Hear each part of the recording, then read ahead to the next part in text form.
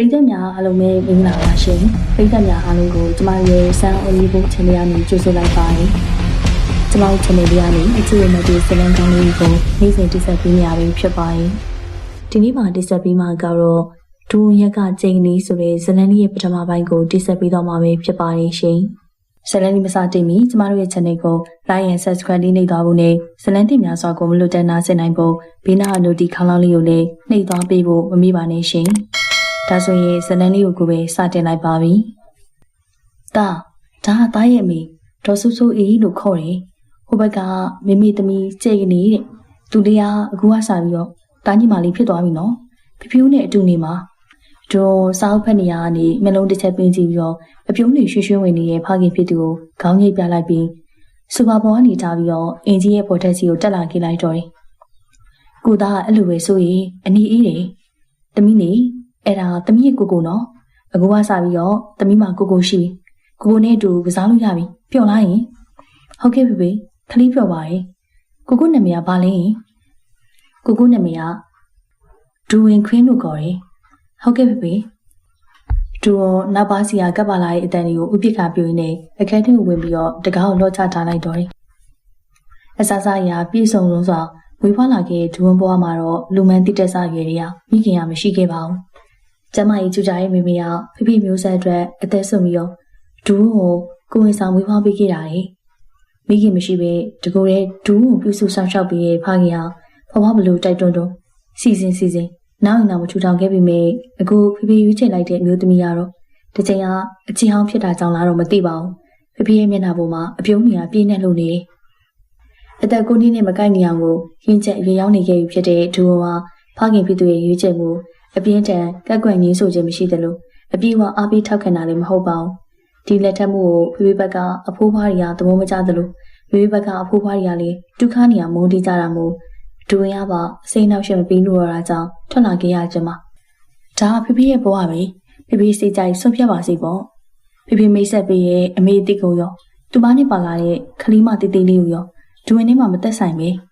အခန်းနေရပေါ်ကမိမိနဲ့ဖေတို့ရဲ့မင်္ဂလာတမှုယုံငေးကြည့်နေအရာပေါ်မှာညီသက်စွာလှင်းနေမိရော်ဒူမသိလိုက်တာကသူ့အခန်းလေးတွေကိုဘယ်သူမှဝင်မရအောင်လောချထားတယ်လို့မျိုးသူ့ဘဝတွေကိုဘယ်သူမှဝင်လာလို့မရအောင်လောချထားလို့မရဘူးဆိုတာကိုပါပဲကိုဒူအခန်းထဲကထွက်လာတာချင်းခေါ်တဲ့တေးလေးနဲ့တူသူ့ရဲ့အင်စာကိုလာဆွဲလိုက်တဲ့လက်သေးလေးဒူသူ့ရဲ့အင်စာကိုပြန်ဆွဲယူလိုက်ပြီးတော့အိမ်နေရာကနေထွက်ခဲ့ပြီးမျက်နှာတိဖို့အတွက်ရေချိုးခဲစီကိုရှောက်လာခဲ့လိုက်တော့တယ်ကိုခလီးလိုက်မယ်သူမချီလန်းတေးလေးနဲ့ဒူရဲ့နောက်ကိုမမီမကန်ပြေးလိုက်လာခဲ့ပြီးတော့ဒူကရေချိုးခဲတကာမပိတ်နိုင်သေးခင်လိုက်ဝင်လာတာမို့ပြန်ထွက်ဆိုထွက်ဖို့ဒူကလီမတေးလေးကိုမျက်မှောင်ကုတ်ကအလိုမကျစွာကြည့်လိုက်ပြီးမိသူမလေးကတော့မျက်လုံးလေးတွေကွလေးမိပြီးတော့သွားဖြူလေးတန်းနေရဲ့ဒီရီပြားကြီးနဲ့ကိုနဲ့တူမျက်နှာတက်မို့ဒူသူမကိုဘာမှမပြောတော့ဘဲနဲ့သွားတိုက်တန်နဲ့သွားတိုက်စေးထဲပြီးတော့ရေနှင်းငယ်ဆိုပြီးသွားတိုက်နေလိုက်တော့တယ်အဲ့ဒီခလီတေးလေးကဒူလုံးတဲ့မြောက်စီဆက်လိုက်ကြည့်ပြီးတော့တခုချင်းလိုက်လို့ပြီးသွားတိုက်နေရကိုမှန်နေရနေဒူကကြည့်ပြီးတော့တစ်ချက်ပြုံးလိုက်မိရော်တယ်ကိုခြံထဲမှာပြန်ပင်းလေးကိုပတ်စည်းနေရဲ့သူ့ရဲ့ရှီကိုတကြကြောအော်ခေါ်ကြီးနဲ့အပြေးလေးရောက်လာတဲ့သူမလေးကြောင့်ဘရိတ်ကိုအမြဲညှက်လိုက်ရတော့တယ်ဘာလို့အတင်းပြေးလာလဲစပင်းနဲ့တိုင်းပြီးတော့ဘယ်လိုလုပ်မလဲကိုခလီးလေးစီးကျင်နေလို့သူဘလို့ဆူမျက်နှာတစ်ချက်မပြတ်ဘဲနဲ့သူ့ရဲ့အင်စာကိုဆွဲပြီးတော့ခါရင်ပူစာနေတဲ့သူမလေးကိုကြည့်ပြီးဒူကအစိတ်ရှုပ်စွာပဲခေါင်းကိုစိတ်ကိုပြစ်လိုက်မိရော်တယ်ကျောင်းမလေးကျောင်းမမို့အိမ်မလေးအိမ်မမို့သူ့ရဲ့နောက်ကိုတကောက်ကလိုက်ကပ်နေတဲ့ဒီကလေးမကြောင်တစ်ချိန်မှအေးစီနေရတယ်မရှိဘူးသူဘလောက်ဆူအော်အပြုံးမပြတ်တဲ့အပြင်သူ့ကိုပူပြီးတော့ရင်းနှီးတယ်လို့ဆက်ဆံပြီးတော့ကျောင်းအကောင်းမလေးမသိဘူးစီးကျင်စပိန်ခဏငါပြီးမယ်ရှော့ဒူစိတ်ပပေါ်နေပြောပြီးတော့စပိန်ကိုမြေပြင်ပေါ်ပြေးချပြီးအိမ်ထဲကိုဝင်လာခဲ့လိုက်တော့တယ်ချမီစားကနေရောက်တော့ရေခဲတက်တာကြီးအောင်ရေတပူးယူပြီးတော့ဖွင့်ပြီးတော့တောက်ရံပြုတ်ကိုချန်နီယာဆူဆူဝဝအတန်ကြောင့်ဒူကလက်ထက်ရေကိုလှူချလိုက်ပြီးတော့အိမ်ပြေကိုပြန်ပြီးတော့ပြေးထွက်လာခဲ့မိတယ်နားရဲကိုရဲ့ကလေးသူတွေထွက်နေပြီမြင်လိုက်ရတဲ့မိခွင်းကြောင့်ဒူကအကြောင်သားရက်ပြီးတော့ကြက်တည်သေးသွားခဲ့ရတယ်လဲကျနေတဲ့စပိန်လေးပြီးမှ မျက်နှာတစ်ချမ်းလုံးသူ့ရီရွှဲနေတဲ့ကောင်မလေးဟာမျက်ရည်စာရည်နဲ့နာကျင်စွာငိုကြွေးလို့နေတယ်။အခုသာတမင်သက်သက်လုံးတာပဲ။မိကျဲတစ်ခုဖြစ်သွားရင်ဘလို့လုပ်မလဲ။လူလေးနဲ့မှမလားရက်ဆက်လိုက်တာ။ဆိုရင်ဒူကအလောက်ထိစိတ်တမဆိုးပါဘူးကွာ။ तू ကတမီးလေးကိုအရင်ဖော်ဖော်ယူရင်မဆက်ဆံမိမင်းလေ။တမီးလေးကိုတမင်ဒုက္ခရအောင်လုံးမဲ့သူမဟုတ်ဘူး။အခုသာဖြစ်တာမှမဟုတ်တာ။အခုကနားမလား။မိကျဲသာအခုတမီးရင်းဆိုအခုလိုပြောမလား။ခေါင်းခွဲသွားတာ40တောင်ချိုးရရနော်။တိတိလေးဖြစ်သွားတာမဟုတ်ဘူး။အခုသိပါတယ်ဆိုရင်အခုသိပါတယ်ကွာ။အခုတောင်းမှန်ပါရင်နော်။ပါဇက်ကပဲတောင်းမှန်နေလို့ရမလား။သူများဆိုရောကြည့်ပြရမှာပဲ။မိကျဲအတွက်ဘလို့လုပ်ပေးပါလဲ။ဟာဆိုရင်ကိုကမိသားစုကြီးကွာ။မိသားစုချင်းချင်းကြားမှာရောကြီးဆိုတာလူလူလား။အိုးဘလို့ပဲနေမလား။မိသားစုဆိုပေမဲ့စုတို့သားမီးကဒီအိမ်မှာကက်နေရုံပြီ။ပို့လို့လား။အကုန်လုံးကအကူနဲ့အခုသားတို့ပဲပိုင်တာလေမိသားစုကတက်တက်ငွေကြီးပန်းကတက်တက်ပဲ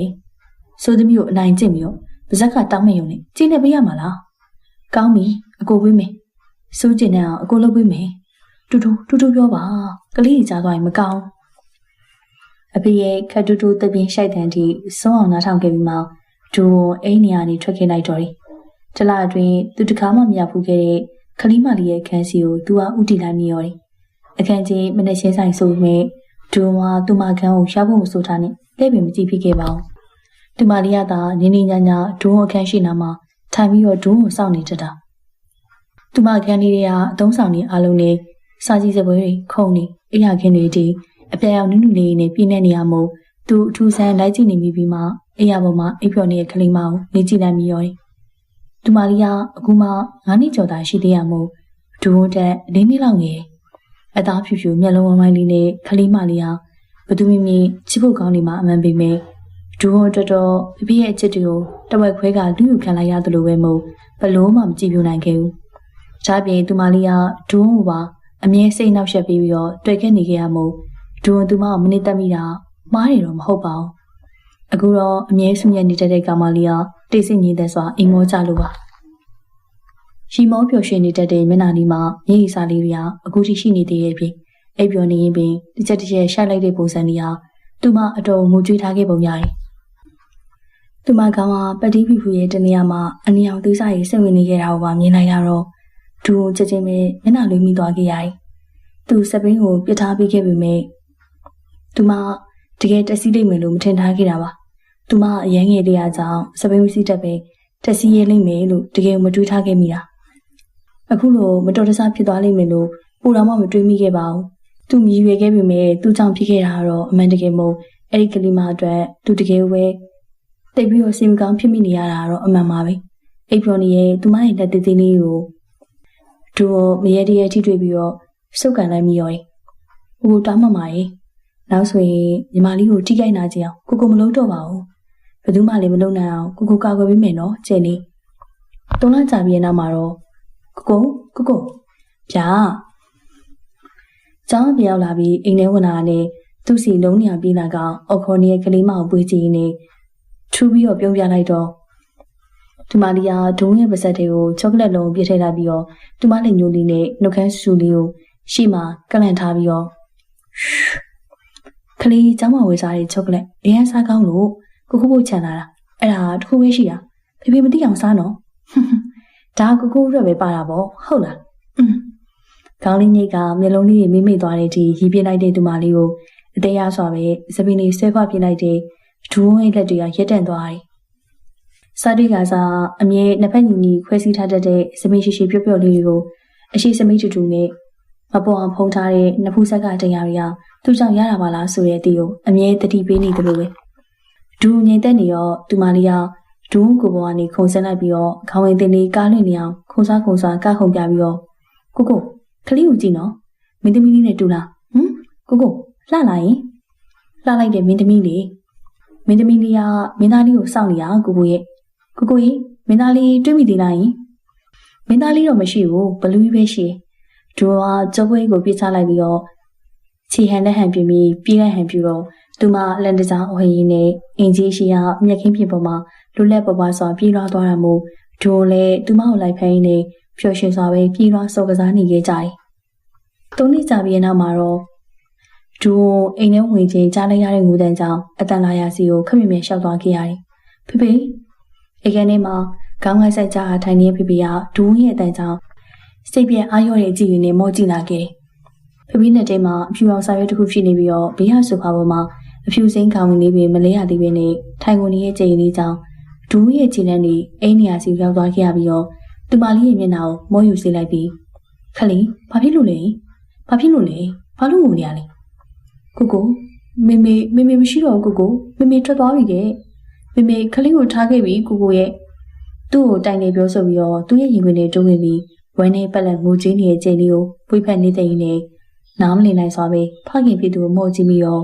ဖေဖေကဝမ်းနဲ့နာကျင်စွာပဲခေါင်းငိုက်ဆိုင်ချပြီးတော့ထွက်ခွာသွားတာကိုသာမြင်လိုက်ရတော့တယ်ငိုနေတော့ချိန်လေးရဲ့အိမ်ရထက်မှာဆောင်ကမှုချုပ်ထားတဲ့ကိုလေးကတသိန်းလေးတုံနေတဲ့ခလေးကိုကြည့်ပြီးတော့သူယူလာတဲ့လွမ်းတို့ခလေးကိုဘီယာကုံပေါ်ရင်တင်မိလိုက်ပြီးမှခလေးလွမ်းတို့လေးထားတော့ပါအောင်ကိုယူလာခဲ့ပြီးတယ်ဘာမှမစားဘဲငိုနေခလေးပြမန်းတာပေါ့ခဏလောက်နာပြီးဒါလေးတောက်ပြီးမှဆက်ငုံနေနော်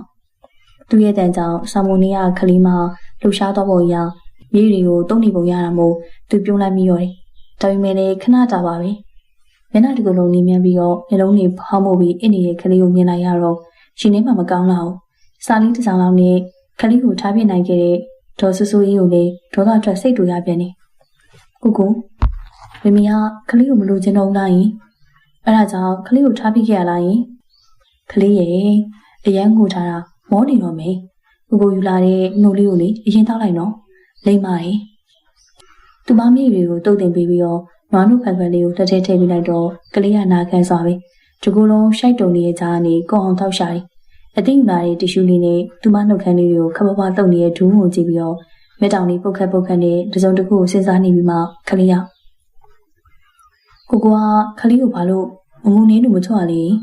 ခဏလာပြီးဘာလို့ဆက်ငုံခိုင်းတာလဲကိုကခလေးကိုအငုံမတိတ်စေချင်ဘူးလားကိုကခလေးကိုအငုံတိတ်စေချင်တာပေါ့ဒါပေမဲ့ခလေးမမရှိတော့ခလေးဝမ်းနေမှာလေအဲ့လိုကိုလည်းဝမ်းနေဘူးလေငုံဘူးလေ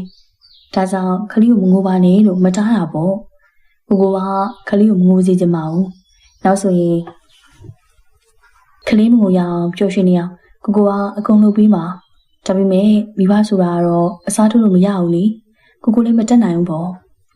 စကားရှိနေရှင်းပြလိုက်တာကိုနားလည်လားနားမလည်လားတော့မသိပါဘူးလူကြီးလေးလိုခေါင်းတစ်ဆက်နေပြီးတော့သူ့ကိုကြည့်ပြီးကိုမမေရရောကိုထားခဲ့ရလားယင်မမီလိုပဲအဝေးကိုထွက်သွားလား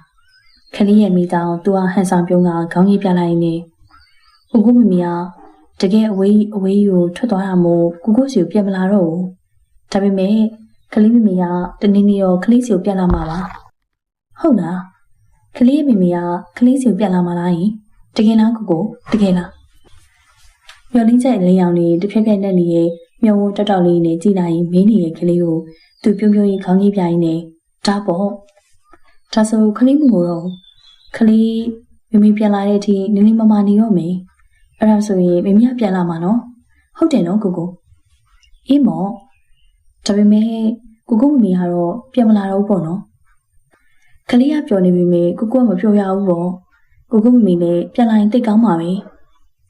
ကိုမမေကအဝေးယူထွက်သွားလို့ပြန်မလာနိုင်တာပါကိုလည်းခလေးလိုငိုချင်နေလားယင်ကိုမမေကဘယ်လိုသွားရလဲကလေးလိုလိုက်သွားပြီးတော့ကိုအတွက်ကိုမမေကိုပြန်ခေါ်လာကြမလားယင်အယူခံစိတ်ထားလေးနဲ့နားမလည်နိုင်စွာပြောနေတဲ့ခလေးရဲ့မျက်နှာလေးကသူ့အတွက်တကယ်ပဲဝမ်းနေနေပြီးတော့အခုပင်ငိုတော့မရဖြစ်လာတာမို့ဒိုးကသူ့မရဲ့ပခုံးလေးကိုစုပ်ကန်ပြီးတော့ကိုမမေဘယ်လိုသွားလဲသိကြလားမဆိုင်မတော့ပဲခေါင်းကြီးပြလာတဲ့ခလေးရဲ့လက်သေးသေးလေးကိုစုပ်ကန်ပြီးတော့သူ့ခန်းထဲကထွက်လာခဲ့လိုက်တော့သူမလေးကလည်းအပြေးတစ်ပိုင်းအမိလိုက်လာခဲ့လီကားတွေကိုတဒုံးလုံးနှင်းတက်ပြီးတော့အပေါ်ဆုံးထက်လာသာဆောင်ရောက်တော့အမိုးမဲ့ဝရန်တာကနေအပြေးဝမြင်နေရတဲ့အပြာရောင်ညကောင်းကင်ကိုသူ့အမိုးကြည့်လိုက်ပြီးလက်ညှိုးညွှန်ပြီးကိုမမေကအဲ့ဒီကိုထွက်သွားတာကိုမမေကကောင်းကင်ပေါ်မှာလားခလေးတီလားလူတွေတည်ပြီးရင်ကောင်းကင်ပေါ်မှာခြေကလေးဖြစ်သွားကြတယ်တဲ့ဒါဆိုကိုမမေကခြေကလေးဖြစ်သွားလားကိုမမေကတီးသွားပြီလားယင်ထင်းထားကြနေဒုံမြေတစ်ဆက်လူကနေကျသွားခဲ့ရတယ်။တွင်းနှက်ကိုစုပ်ကင်ထားတဲ့ခလေးရဲ့လက်သေးသေးလေးဟာ ပို့ပြီးတော့တင်းကျပ်လာသလိုပဲဘေးတိုင်းနေထားနေခလေးသူ့ကိုမိုးကြည့်နေရမျက်လုံးထောင်စွာမြင်နေရပေမဲ့သူမလေးကိုပြန်လေးမကြည့်ရင်ဒူးမျက်လုံးတွေကဝန်းနေအားငယ်ရည်တွေကိုခလေးကိုမတွေ့မမီစီလိုပါအောင်ခလေးကသူ့တဘွားလုံးကာကွယ်ဆောက်ရှောက်ပေးရမယ်သူရဲရင်တမန်နေမှာခလေးအတွက်အကောင်းဆုံးရည်တည်ပေးနိုင်မှာမဟုတ်ပါလားမင်းဒီလောက်တောင်မှဆွဆောက်နိုင်စွမ်းမရှိတော့လားမောင်တင်ကိုကျောင်းကပြန်ရောက်ချင်းကြားလိုက်ရတဲ့ဖွားဖွားရဲ့ဒေါသတကြီးအတန်းကြောင့်ဒူကိုအခန်းတောင်နာအကွယ်မှာအတားရပြီးတော့နားထောင်နေလိုက်တော့တယ်ငါတို့ဒဂုံအင်ပါယာမိသားစုကစီးပွားရေးနေပြီမှာနာမည်တစ်လုံးနဲ့ရက်တည်လာတာနှစ်ပေါင်း90ကျော်ပြီမင်းလက်ထက်ကြမှာဒီလိုအရှိရစရာတွေဖြစ်ကုန်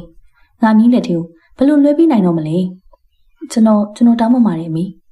မင်းကငါသမီးအင်ဂျင်ရဲ့ခင်မွန်းဖြစ်ခဲ့လို့ဒီလုပ်ငန်းတွေကိုမင်းဆက်ခံခွင့်ရခဲ့တာငါသမီးမရှိတော့ပြီမင်းကငါမီးရဲ့အဖေဖြစ်နေတဲ့အတွက်ဆက်ခံခွင့်နဲ့ပတ်သက်ပြီးတော့ငါတို့မိသားစုဘာစကားမှပြောခဲ့ဘူးမင်းနောက်ပြောလေငါတို့ဘာမှပြောခဲ့ဘူးဒါမင်းဘဝမင်းကိစ္စမို့လို့ငါတို့လူကြီးတွေမျက်နှာလွယ်နေပေးခဲ့တာကျွန်တော်သိပါတယ်အမေရဲ့အခုမင်းမဟာဒဂုံအင်ပါယာနာမည်ကိုအလွဲသုံးစားလုပ်ပြီးတော့ငွေတွေလင်ပြီးသွားပြီနေပြီးတော့ငါကြားထားတာသူ့လောင်းကစားကျွေးနေမင်းခေါင်းခံပြီးတော့အကုန်ရှင်းပေးထားရတယ်ဆိုအမေအဲ့ဒါဒီကြားရဲ့ထွက်ပြေးရတာသူတမီးကိုထားပေးခဲ့သေးရဲ့ဆိုငါမင်းနာမှာအဲ့စီရိုက်မကောင်းတဲ့လူလိမ္မားကြီးတွေးတော့မြင့်ကျင်ဘူးအခုချက်ချင်းထွက်သွားခိုင်းအမေခလေးကအရမ်းငယ်သေးတယ်ဘလောက်ငယ်လူမအမျိုးကြက်မအယိုးတဲ့သူ့အမေရဲ့မကောင်းတဲ့ဗီဇဒီကလေးမှရှိနေမှာပဲငါမြည်ပြီးမှထားလို့မရပါဘူးပြီးတော့မင်းမှတ်ထားရမှာဒဂုံအင်ပါယာလုပ်ငန်းစုရဲ့ပိုင်ရှင်အစ်စ်မှန်ငါမြည်ဒူဝင်ခွင်းတယောက်ပဲမင်းကထိမ့်သိမ်းပေးထားရတယ်သူနောက်တစ်ချိန်ဒီလိုပြဿနာမျိုးထပ်ပြီးငါကိုယ်တိုင်မင်းကိုလေဒီကနေကန်ချမယ်ဟုတ်ကဲ့ပါမေစကားယူပြောပြီးမောသွားတော့စတီခုံမှာအကြနာချေချေထိုင်ပြီးတော့ပြောင်းမှုဖက်စလေးကြီးကိုခပ်ဖြည်းဖြည်းဖွာနေရဖွားဖွားပါကုန်တယ်မျိုးကဆင်းသက်လာတဲ့စီးပွားရေးလုပ်ငန်းရှင်ဖွားဖွားငွေစည်းထက်မျိုးစင်ဆက်ထင်းလင်းလာတဲ့ဂရီကဘိုးနဲ့လုပ်ငန်းပါတနာတွေကိုအရန်လေးထားသလိုဂရီတစ်လုံးဆိုရင်ဆိုသလိုပဲတည့်ရတူမို့အခုရတီတိုင်းအလေးစားခံနေရစေပါ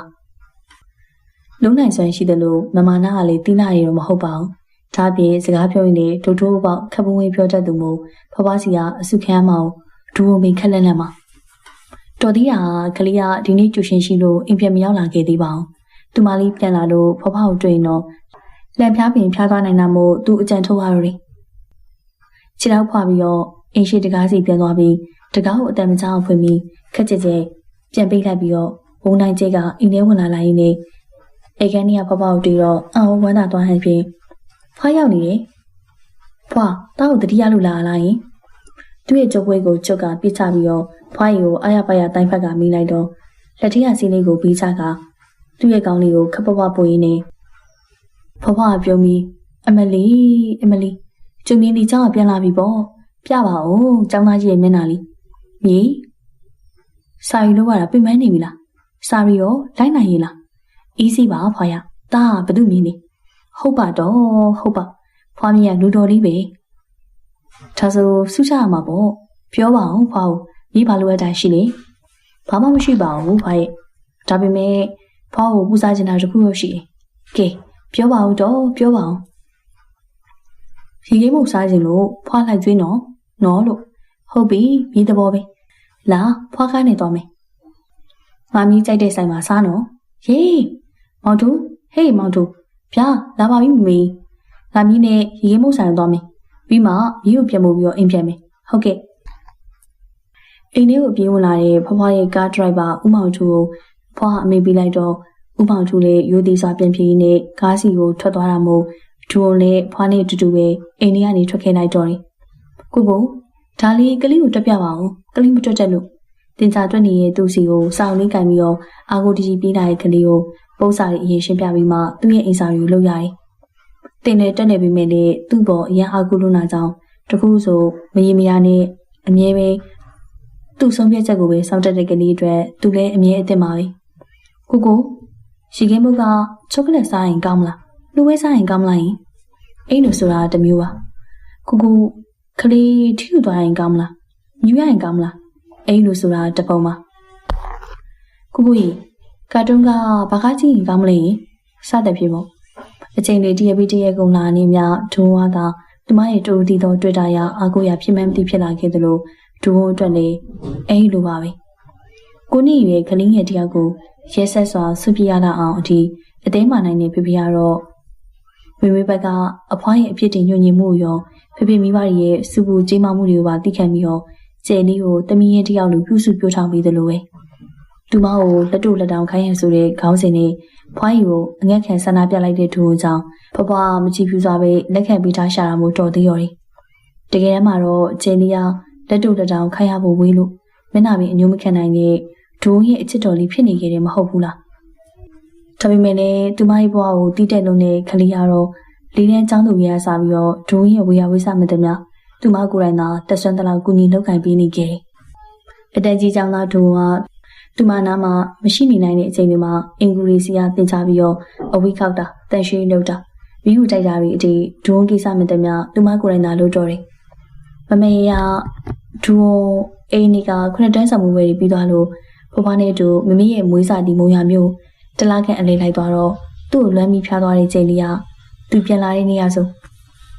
တနေ့လုံးသူနားမခွာဘဲနဲ့ညဘက်တီလက်မောင်းကိုဖက်ပြီးတော့ဒုံအေးရပေါ်မှာပဲအိပ်ပျော်သွားခဲ့တယ်ကို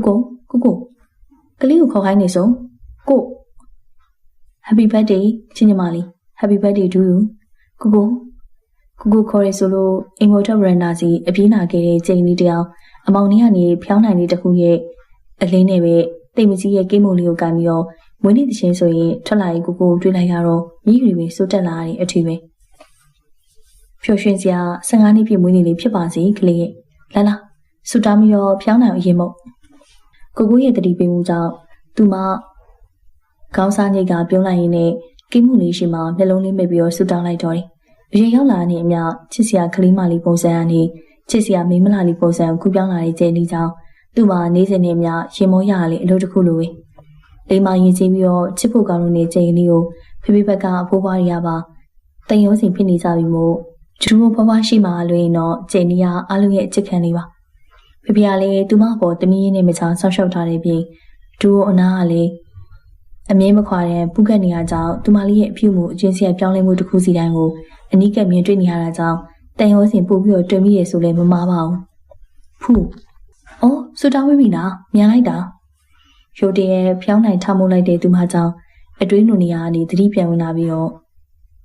သူမေးတော့သူမလေးကဒူးကိုမျက်စောင်းထွေးနေကလေးဆူတောင်းလာအကြာကြီးပါနော်ကူပါတာမတ်တက်ကြီးသတိမိနေပြီးတော့ဘေကမာလေးအကြောင်းကိုစဉ်းစားနေနေမှမသိတာသူမနားနောက်ကပြူကျလာတဲ့ဇမင်းတူတူတွေကိုစိတ်မရှိစွာထပ်ပြီးတော့နားနောက်သိမ့်ပြီးလက်တစ်ဖက်နဲ့ခါးလေလာမထီရှိတဲ့ဇမင်းတူတူတွေကိုပါတလဲစားတဲ့ကြောပြင်းပေါ်ဖြတ်တင်လိုက်ပြီးမှညာဘက်လက်ညှိုးလေးနဲ့ကိမုခခရင်ကိုတွတ်ယူလိုက်ပြီးတော့သူ့ကိုကြည့်ကပြုံးလိုက်တာမို့မလုံးနဲ့နော်ဟေ့မလုံးနဲ့ဆိုဟာလက်ထက်ကကိမုကိုလည်းချမရသူ့နားကလာတဲ့ကလေးကိုလည်းနင်းမြမို့သူကိမုကျူကန်ပြီးတော့သူမလေးနဲ့လွတ်အောင်ထွက်ပြေးပြီးမြဲအကြုံမပြေးနောက်ကပြေးလိုက်လာတဲ့သူမလေးဟာသူ့ရဲ့ပါးမြေကိုလက်ညှိုးနဲ့တွေ့ပြီးတော့သဘောကျစွာလောင်းနေရမို့သူမှဲ့ပြုံးတစ်ချက်ပြုံးရင်းနဲ့ဘေးရခုံလေးပေါ်ကိမုကိုချလိုက်ပြီးလက်နဲ့ဖက်နဲ့ခရင်တွေအပြည့်ယူလိုက်ပြီးတော့ဒီလိုစော့ကျင်နေပေါ့အစိုးလေးဟုတ်လားရရင်နိအာကိုသူပြေးလိုက်တော့ခလေးကအလန်တကြားထွက်ပြေးပြီးမြဲတိတ်မကြလိုက်ပါဘူး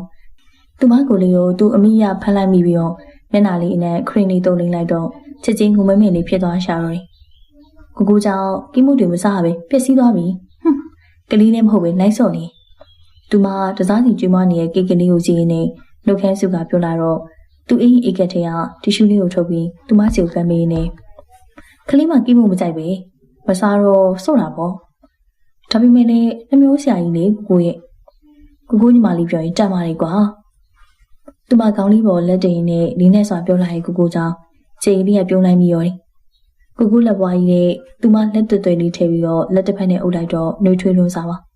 ကျေးဇူးတင်ပါတယ်ကိုရဲ့ခလေးမွေးလေးကိုနှစ်တိုင်းမပြတ်မကွက်တတိတရားလုပ်ပေးလို့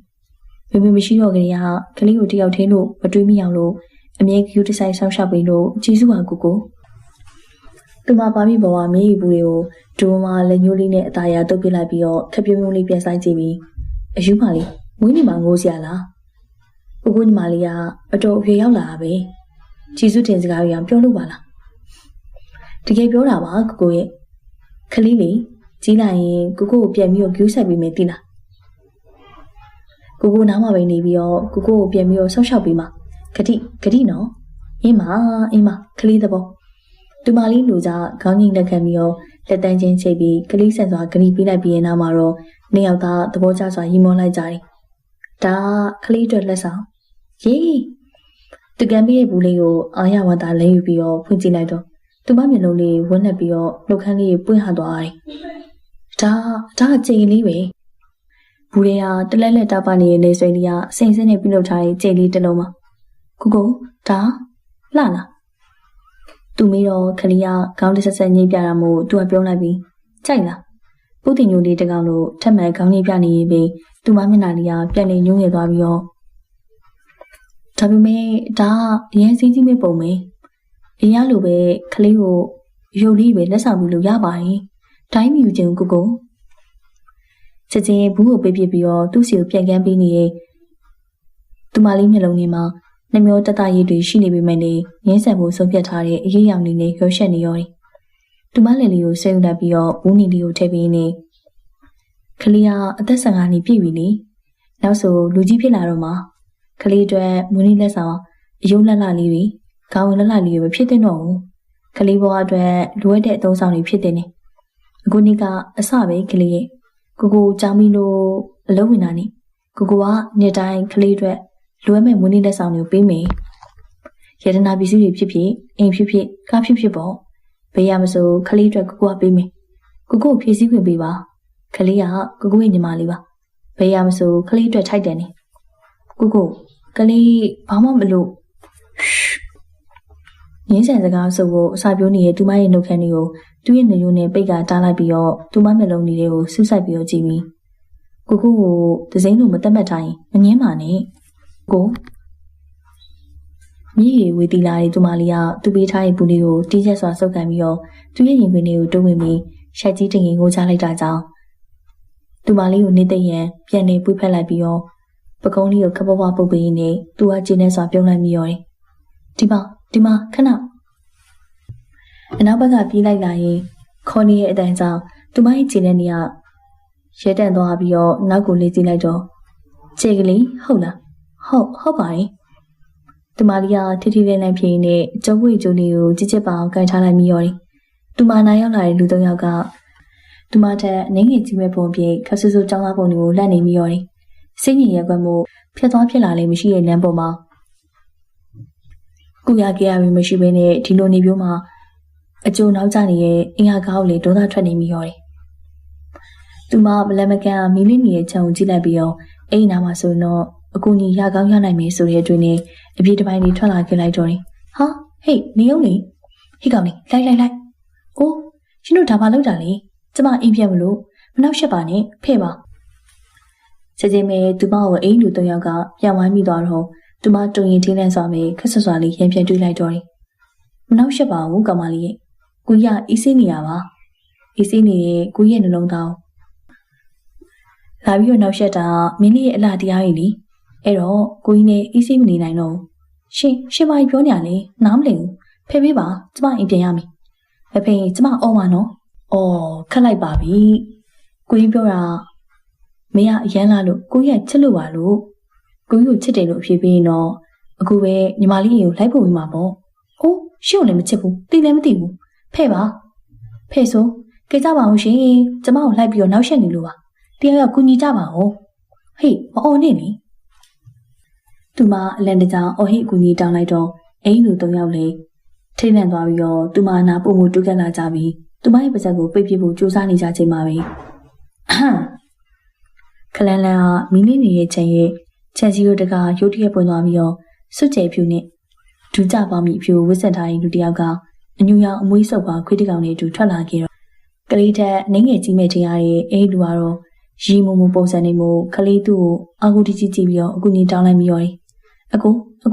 ကူညီပါအောင်ရှင်ညီမကိုလိုက်ပြီးတော့နောက်ရှက်နေလို့ပါကျေးဇူးပြုပြီးကူညီပါဟာတတိသားလူကျော်လေးကမိမလာလေးအတွက်သူရဲ့ကောင်းဖြစ်ပေးခြင်းလို့လားညီမလေးရေဒီကောင်ကမင်းကိုကူညီနိုင်မဲ့ပုံပေါ်လို့လားဟေ့ကောင်ကိုလန်းကိုသွားစမ်းတယောက်တစ်ပေါက်အော်ဟင်းနေတဲ့လူတွေကိုတလဲကြည့်ပြီးတော့ကျဲလေးကိုတလဲကြည့်ရင်းနဲ့ သူကဝါကနေတစ်ချက်တန်းဝင်လိုက်ပြီးမှကျမမှငိုတို့ထိုင်ကြလိုက်ပြီးတော့သူ့လက်ထဲကကြိုးလှုပ်ချလိုက်ပြီးအင်းချင်းသွားဆိုင်ခွေးစုပ်လူရန်က၃ယောက်နဲ့ဒေါသတကြီးဟောင်းရင်းနဲ့တားမြတ်စီမီယာလိုက်ကိုက်နေတဲ့ခွေးစုပ်ပွားကြီးကြောင့်ထိလန့်ပြီးတော့ဥတီယာမေပြေးထွက်သွားကြတယ်အင်းချင်းခွတ်ခွေးညူကြီးဟာသူ့သခင်အတန်းကြောင့်ပြန်ပြေးလာပြီးတော့ကျယ်မီကိုတစ်ကြိမ်ငယ်ကြည့်ပြီးတော့သခင်ရှိရာအပြေးထွက်သွားရင်းနဲ့အမိတနက်နဲ့လုံနေတော့အဲ့လူဟာသူ့ပေါင်းမီအေတီယာအထုပ်တစ်ခုကိုထုတ်ယူဖောက်ပြီးတော့အသားမြင့်ကြောင်တစ်ခုထုတ်ယူပြီးတော့ကျွေးလိုက်တော့တယ်မင်းဘာလုပ်နေရလဲပြန်တော့လေဟုတ်လေကလေးကြောက်လို့မပြန်ရဲလို့ပါကလေးတိတိအားအားပြောလိုက်တော့သူကထိုင်နေရနေထားပြီးတော့ခွေးကိုခေါ်ပြီးတော့ခြံထဲမဝင်ပဲနဲ့လမ်းပေါ်ထွက်လျှောက်သွားတာမို့သူမကြောင်အားကျန်နေခဲ့ရတယ်ဘာလုပ်နေရလဲမလောက်ဘူးလားအိမ်ပြန်ဖို့ခလလန်ရောက်မှပြန်တဲ့အော်ရီသူ့ကြောင့်ကလေးကအပြေးတစ်ပိုင်းလေးအမိလိုက်လာခဲ့လိုက်ပြီးတော့ခွေးကြီးမရှိရဲ့ဘက်ကနေသူ့နားကပ်ပြီးတော့ခရွရွလေးရှောက်လာခဲ့ရတယ်ဆယ်ရန်လားဟုတ်နမေဟာကြည်လေးပါနောက်ရက်တွေအင်ကူးဆိုင်ပြီးလာကြိုခိုင်းမှာ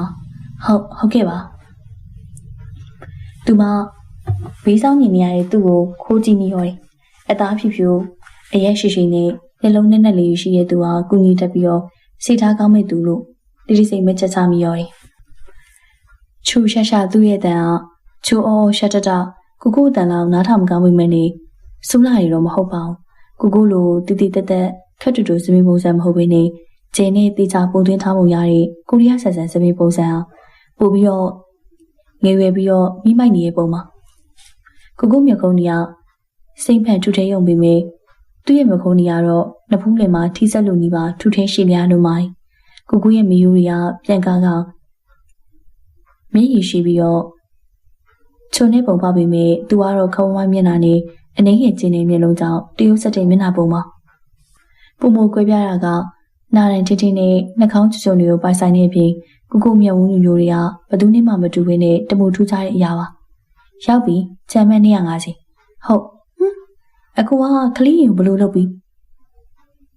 ဒူခင်းရင်ညီမမဟုတ်လားသူနဲ့ကိုကကြောင်းချင်းတူတူပဲရှင်အခုကကိုနဲ့တူတူကြောင်းတက်နေရလားစီးပွားရေးတက်ကတူကိုတငယ်ချင်းလားကလေးတီးကျင်စွာမင်းမြန်ကြည့်လိုက်တော့သူကကောင်းခါပြပြီးတော့သူကကိုထန်နေပုံကြည့်တယ်တငယ်ချင်းမဟုတ်ပါဘူးဘာပဲဖြစ်ဖြစ်ခုနကကူညီပေးတာကျေးဇူးတင်ပါတယ်အကိုရဲ့အခုနာမည်လိုက်အောင်မင်းဟုတ်ကဲ့အကိုလိုက်အောင်မင်းကျေးဇူးတင်ပါတယ်ကိုပြန်ပြီဟုတ်ခွေးနဲ့တူလက်ပြန်သွားပြီးသူ့ကိုကြည့်ပြီးတော့ကျိန်လေးချက်ရှိမှရက်ချက်နေခဲ့တဲ့အချိန်အိမ်ထဲမှာတော့သူလက်ထဲကစီးကြလာတဲ့သွေးတွေကိုမကြည့်ရသလိုနာကျင်မှုကိုလည်းမခံစားနိုင်ပါဘူးသူ့ရဲ့မျက်လုံးလေးချောင်းဝမှာကလေးနဲ့တူရက်ကရီမောစကားပြောနေတဲ့သူ့ကိုသာမျက်စိတစ်စုံလိုက်ကြည့်နေမိရောတယ်ကလေးနိုးလာပြီလားအေးရပေါ်ကနေအာယူထားလာတဲ့ကလေးမကိုသူကထူဖေးမကြီးနဲ့ဂရင်ပေါ်မှာခေါင်းကိုရှိလိုက်ထားလိုက်ပြီးတော့ခမိမီလေးနေရာချပြီးလိုက်ရတယ်ကိုဒီနေ့ကဘာနေလဲကလေးစမွေးရောဟေးမငုံနဲ့ဒီနေ့မဟုတ်သေးဘူးလေကလေးစမွေးကနောက်နေ့ရက်နေ့မှာဒါကြောင့်မြန်နေကောင်းနေရမယ်ငိုးမနေနဲ့ခေါင်းတွေကတ်လာတော့မှာပဲကွာသူမမေးလေးကိုတယူတရတုပ်ပြီးတော့ချစ်တောက်ပူနေရဲ့အသားလေးကြောင့်လက်ပင်တွန့်သွားတယ်စမွေးနေမှာထားပြားနေရကြောင်းတကူကိုတယူနေမှုမျက်လုံးလေးကဖောင်းရဲမှုနေရောသူအသိလာတဲ့စက်သားဆက်ပြုတ်ပကံလေးကိုယူပြီးတော့ဇွန်လေးနဲ့မှုတ်ပြီးတော့အေးခဏနေနေဒီစက်ပြုတ်လေးတောက်ပြီးတော့ဆရာဥရှင်ပေးခဲ့တဲ့ဆေးလေးကိုတောက်ပြီးအိတ်လိုက်နော်ဒါဆိုလဲကြရင်တော့ခလေးနေကောင်းသွားလောက်တယ်ခလေးဖားနေရတပတ်ကျော်နေပြီလေကိုရဲ့နေတိုင်းအဲ့လိုပြောနေရပြီအခုဒီအဖျားမပြောက်သေးတာအဲ့ဒါခလေးကကိုစကားကိုနားမထောင်လို့လေညဘက်ကိုကောင်းကောင်းမအိပ်ပဲငိုးနေရအောင်အဖျားပြောက်မလားရော့စက်ပြုတ်ဤသွားပြီအရင်မအေးပဲနွေးထီုံလေးတောက်လိုက်အောင်သူမခုတော့မပြန်နိုင်ခင်ဒုံကအရင်ဆုံးပဲစက်ပြုတ်တစ်စုံကိုခုတ်လိုက်ရတော့ကျိတ်မိအာယူကမျိုးချနေရှာတဲ့ကလေးမကိုကြည့်ပြီးတော့သူကပြုံးလိုက်ပြီးကိုကလေးကလိမ္မာလိုက်တာတောက်ပါအောင်နောက်တစ်စုံအချောကြိုင်မမလေးအလိုကြချုံမော့စားနာရင်းနဲ့စက်ပြုတ်တပကံကောင်းအောင်ကြည့်ပြီးတော့စင်းလေးတိုက်ပြီးအေးရပေါ်ပြန်လေးချပြီးတော့ဆောင်းလေးကိုပါတိချချုပ်ပြီးလိုက်တော့တယ်ကလေးကြောင့်ကိုတပတ်လုံးကြောင်းပြက်နေရပြီရပါလေကွာကိုကစာရီအေးစိတ်လိုက်နိုင်ပါလေကလေးသာညီမမြန်ကောင်းအောင်နေနော်စမွေးဖီရမယ်လေ သူမစပင်းလေးတွေကိုတက်တင်ပေးနေအားပေးစကားပြောလိုက်တော့သူမလေးကသူ့ရဲ့နှက်တွေကိုစုပ်ကန်လာပြီးကိုခလေးစမွေးဖြစ်နိုင်ပါမလားဘာလို့ဖြစ်နိုင်ရမှာလဲစာရီအားလုံးကခလေးအချင်းချင်းလေးချင်းချက်မှတ်ပြီးသားပဲလေခလေးကူတော့မှကောင်းကောင်းအနားယူဖို့ပဲဒါမှအမြဲနေပြန်ကောင်းပြီးတော့စမွေးဖြစ်လို့ရမှာခလေးစမွေးဖြစ်ပြီးရင်တော့ကိုနဲ့တူရှောက်နေကြမယ်ဟုတ်ပြီလားတကယ်လားကိုဂတိနော်ဂတိပါဗျာကဲခလေးမျိုးလုံးလေးစင်းနေပြီအေးလိုက်တော့နော်ဟုတ်ကိုစောင့်နေပြီနော်စိတ်ချကိုဘယ်မှမသွားဘူးခလေးပြီးမှစောင့်ရင်ပါစိတ်ချလက်ချအိတ်ဟုတ်ပြီလားဟုတ်ကဲ့ခဏတွေ့ချင်းပဲနေချိုက်စွာအိပ်ပျော်သွားတဲ့ခလေးမျက်နှာနုနုလေးပေါ်မှာပြုံးရည်ဒီတန်းနေရမို့သူ့ခေါင်းကိုခိုင်းရင်းနဲ့သဘောကျစွာပဲပြုံးလိုက်မိရောတယ်အင်းနီညာသူ့ရဲ့နှက်ကိုမလွတ်တမ်းစုကင်ထားတဲ့အချင်းမလေးကြောင့်ကြံမြစ်ပေါ်မှာအေးရပြင်အိတ်ခွင့်အောင်မရလိုက်ပဲနဲ့ကရင်ပြီးမှငုတ်တုံငိုင်းနဲ့မိုးလင်းခဲ့ရတယ်ကိုကျိုးတန်းဆက်ကြနဲ့ကောင်းကင်ရထားဖို့အပြင်းပြင်းနဲ့စီးနေမမောနိုင်မပန်းနိုင်အော်ဟိမြူထုနေကလေးကြောင့်သူလူကြားတွေကနေထွက်ပြေးကျင်သွားတယ်တနုံနေပရမို့ပြည်သူရင်မြေနေမှာလူတွေကစီကားနေရကြောင်းရောဒီနေ့တော့ဒီကလေးမှလက်ဆဲခေါ်စားသမျှနေရတိုင်းကိုအချင်းချင်းရှောက်လို့ခြေထောက်တွေလည်းပောက်ခွဲနေရလောက်ပြီးထမရဲ့ဒုံကငကူအောင်မှအနေအေးပြီးတော့မျက်စိရှုပ်တာဆူညံတာတွေတိတ်မကြိုက်လာသူမို့ဒီနေရာသူ့အတွက်အစင်တော့ပြေမနေပါဘူးဒါပေမဲ့လည်းဆောင်းမွေးပြီးရင်ရှောက်လေဖို့ခလေးကိုဂရီပေးထားခဲ့ရမို့ရွှေစိတ်တော်မညို့ရအောင်လို့သူမလူကြလိုက်ဖို့ပေးရကြမှာစီးပိုက်တန်းလန်းနေတော့စူးစားပဲစားဆောင်းမွေးဖြေခဲ့ရရှာတာမို့သူမလေးလွတ်လပ်ပေါ်ပါစွာပျော်ရွှင်နေအောင်မရတော့သူ့စီကိုပါအပျော်တရားကူးဆက်လာတဲ့အောင်ပဲကိုလာလီဟိုင်းသွားစီးမယ်သူအတွေးလူနေစမှာပဲဘေးကိုရောက်ချလာပြီးတော့သူ့ရဲ့လက်မောင်းကိုချိပြီးလက်ညှိုးထူထူနဲ့ပူစားလာတော့သူ့လက်ထဲမှာအသိကင်နာရေးတံမှုလေးကိုအဖုံးဖွင့်ပြီးတော့ပိုက်တက်ပြီးတော့ကမ်းမိလိုက်နေပါအောင်ခဏတော့နားပါအောင်ကလေးရဲ့ချွေးပြီးဖွားနေပြီကြည့်ပါဦးနေပြီမတရားပူနေပြီကစားရတာမမောသေးဘူးလားမမောပါဘူးကလေးမမောပြီမေကိုတော့မောနေပြီဒါကြောင့်ဒီမှာလာပြီးခဏနားရအောင်နားပြီးတခုစားကြမယ်နိပြီးမှဆက်စော့ပေါ့ခက်ခက်ခဲခဲခေါင်းညိတ်သဘောတူလာတော့မှသူ့နားရှိတဲ့မြနှက်ကောင်းနှမျက်တွေကိုစီတီကနေကြိတ်ပြီးတော့ကြည်စုတင်လိုက်ပြီးတော့သူမလေးလက်ကိုဆွဲပြီးနီးလက်စားစားဖို့ဆန်ရှာရတော့တယ်မလန်မကန်အပြင်စင်လှတာပါတာဆိုင်လေးကိုမြင်တော့တိတ်တွေးမနေနိုင်မင်းနဲ့ဆိုင်လေးတန်းဝင်ချလာခဲ့လိုက်တော့တယ်အခုဘာမှမလေးခင်ဗျအေးညီလေးခဏနော်ကလေးဘာစားမှလဲကိုမလိုက်နေပရှုသမီးကျော်တပွဲအဆက်လျှော့မယ်နော်နောက်ပြီးတော့သမီးမောက်တပွဲဘဲခင်တကြံငါးပေါင်းရေ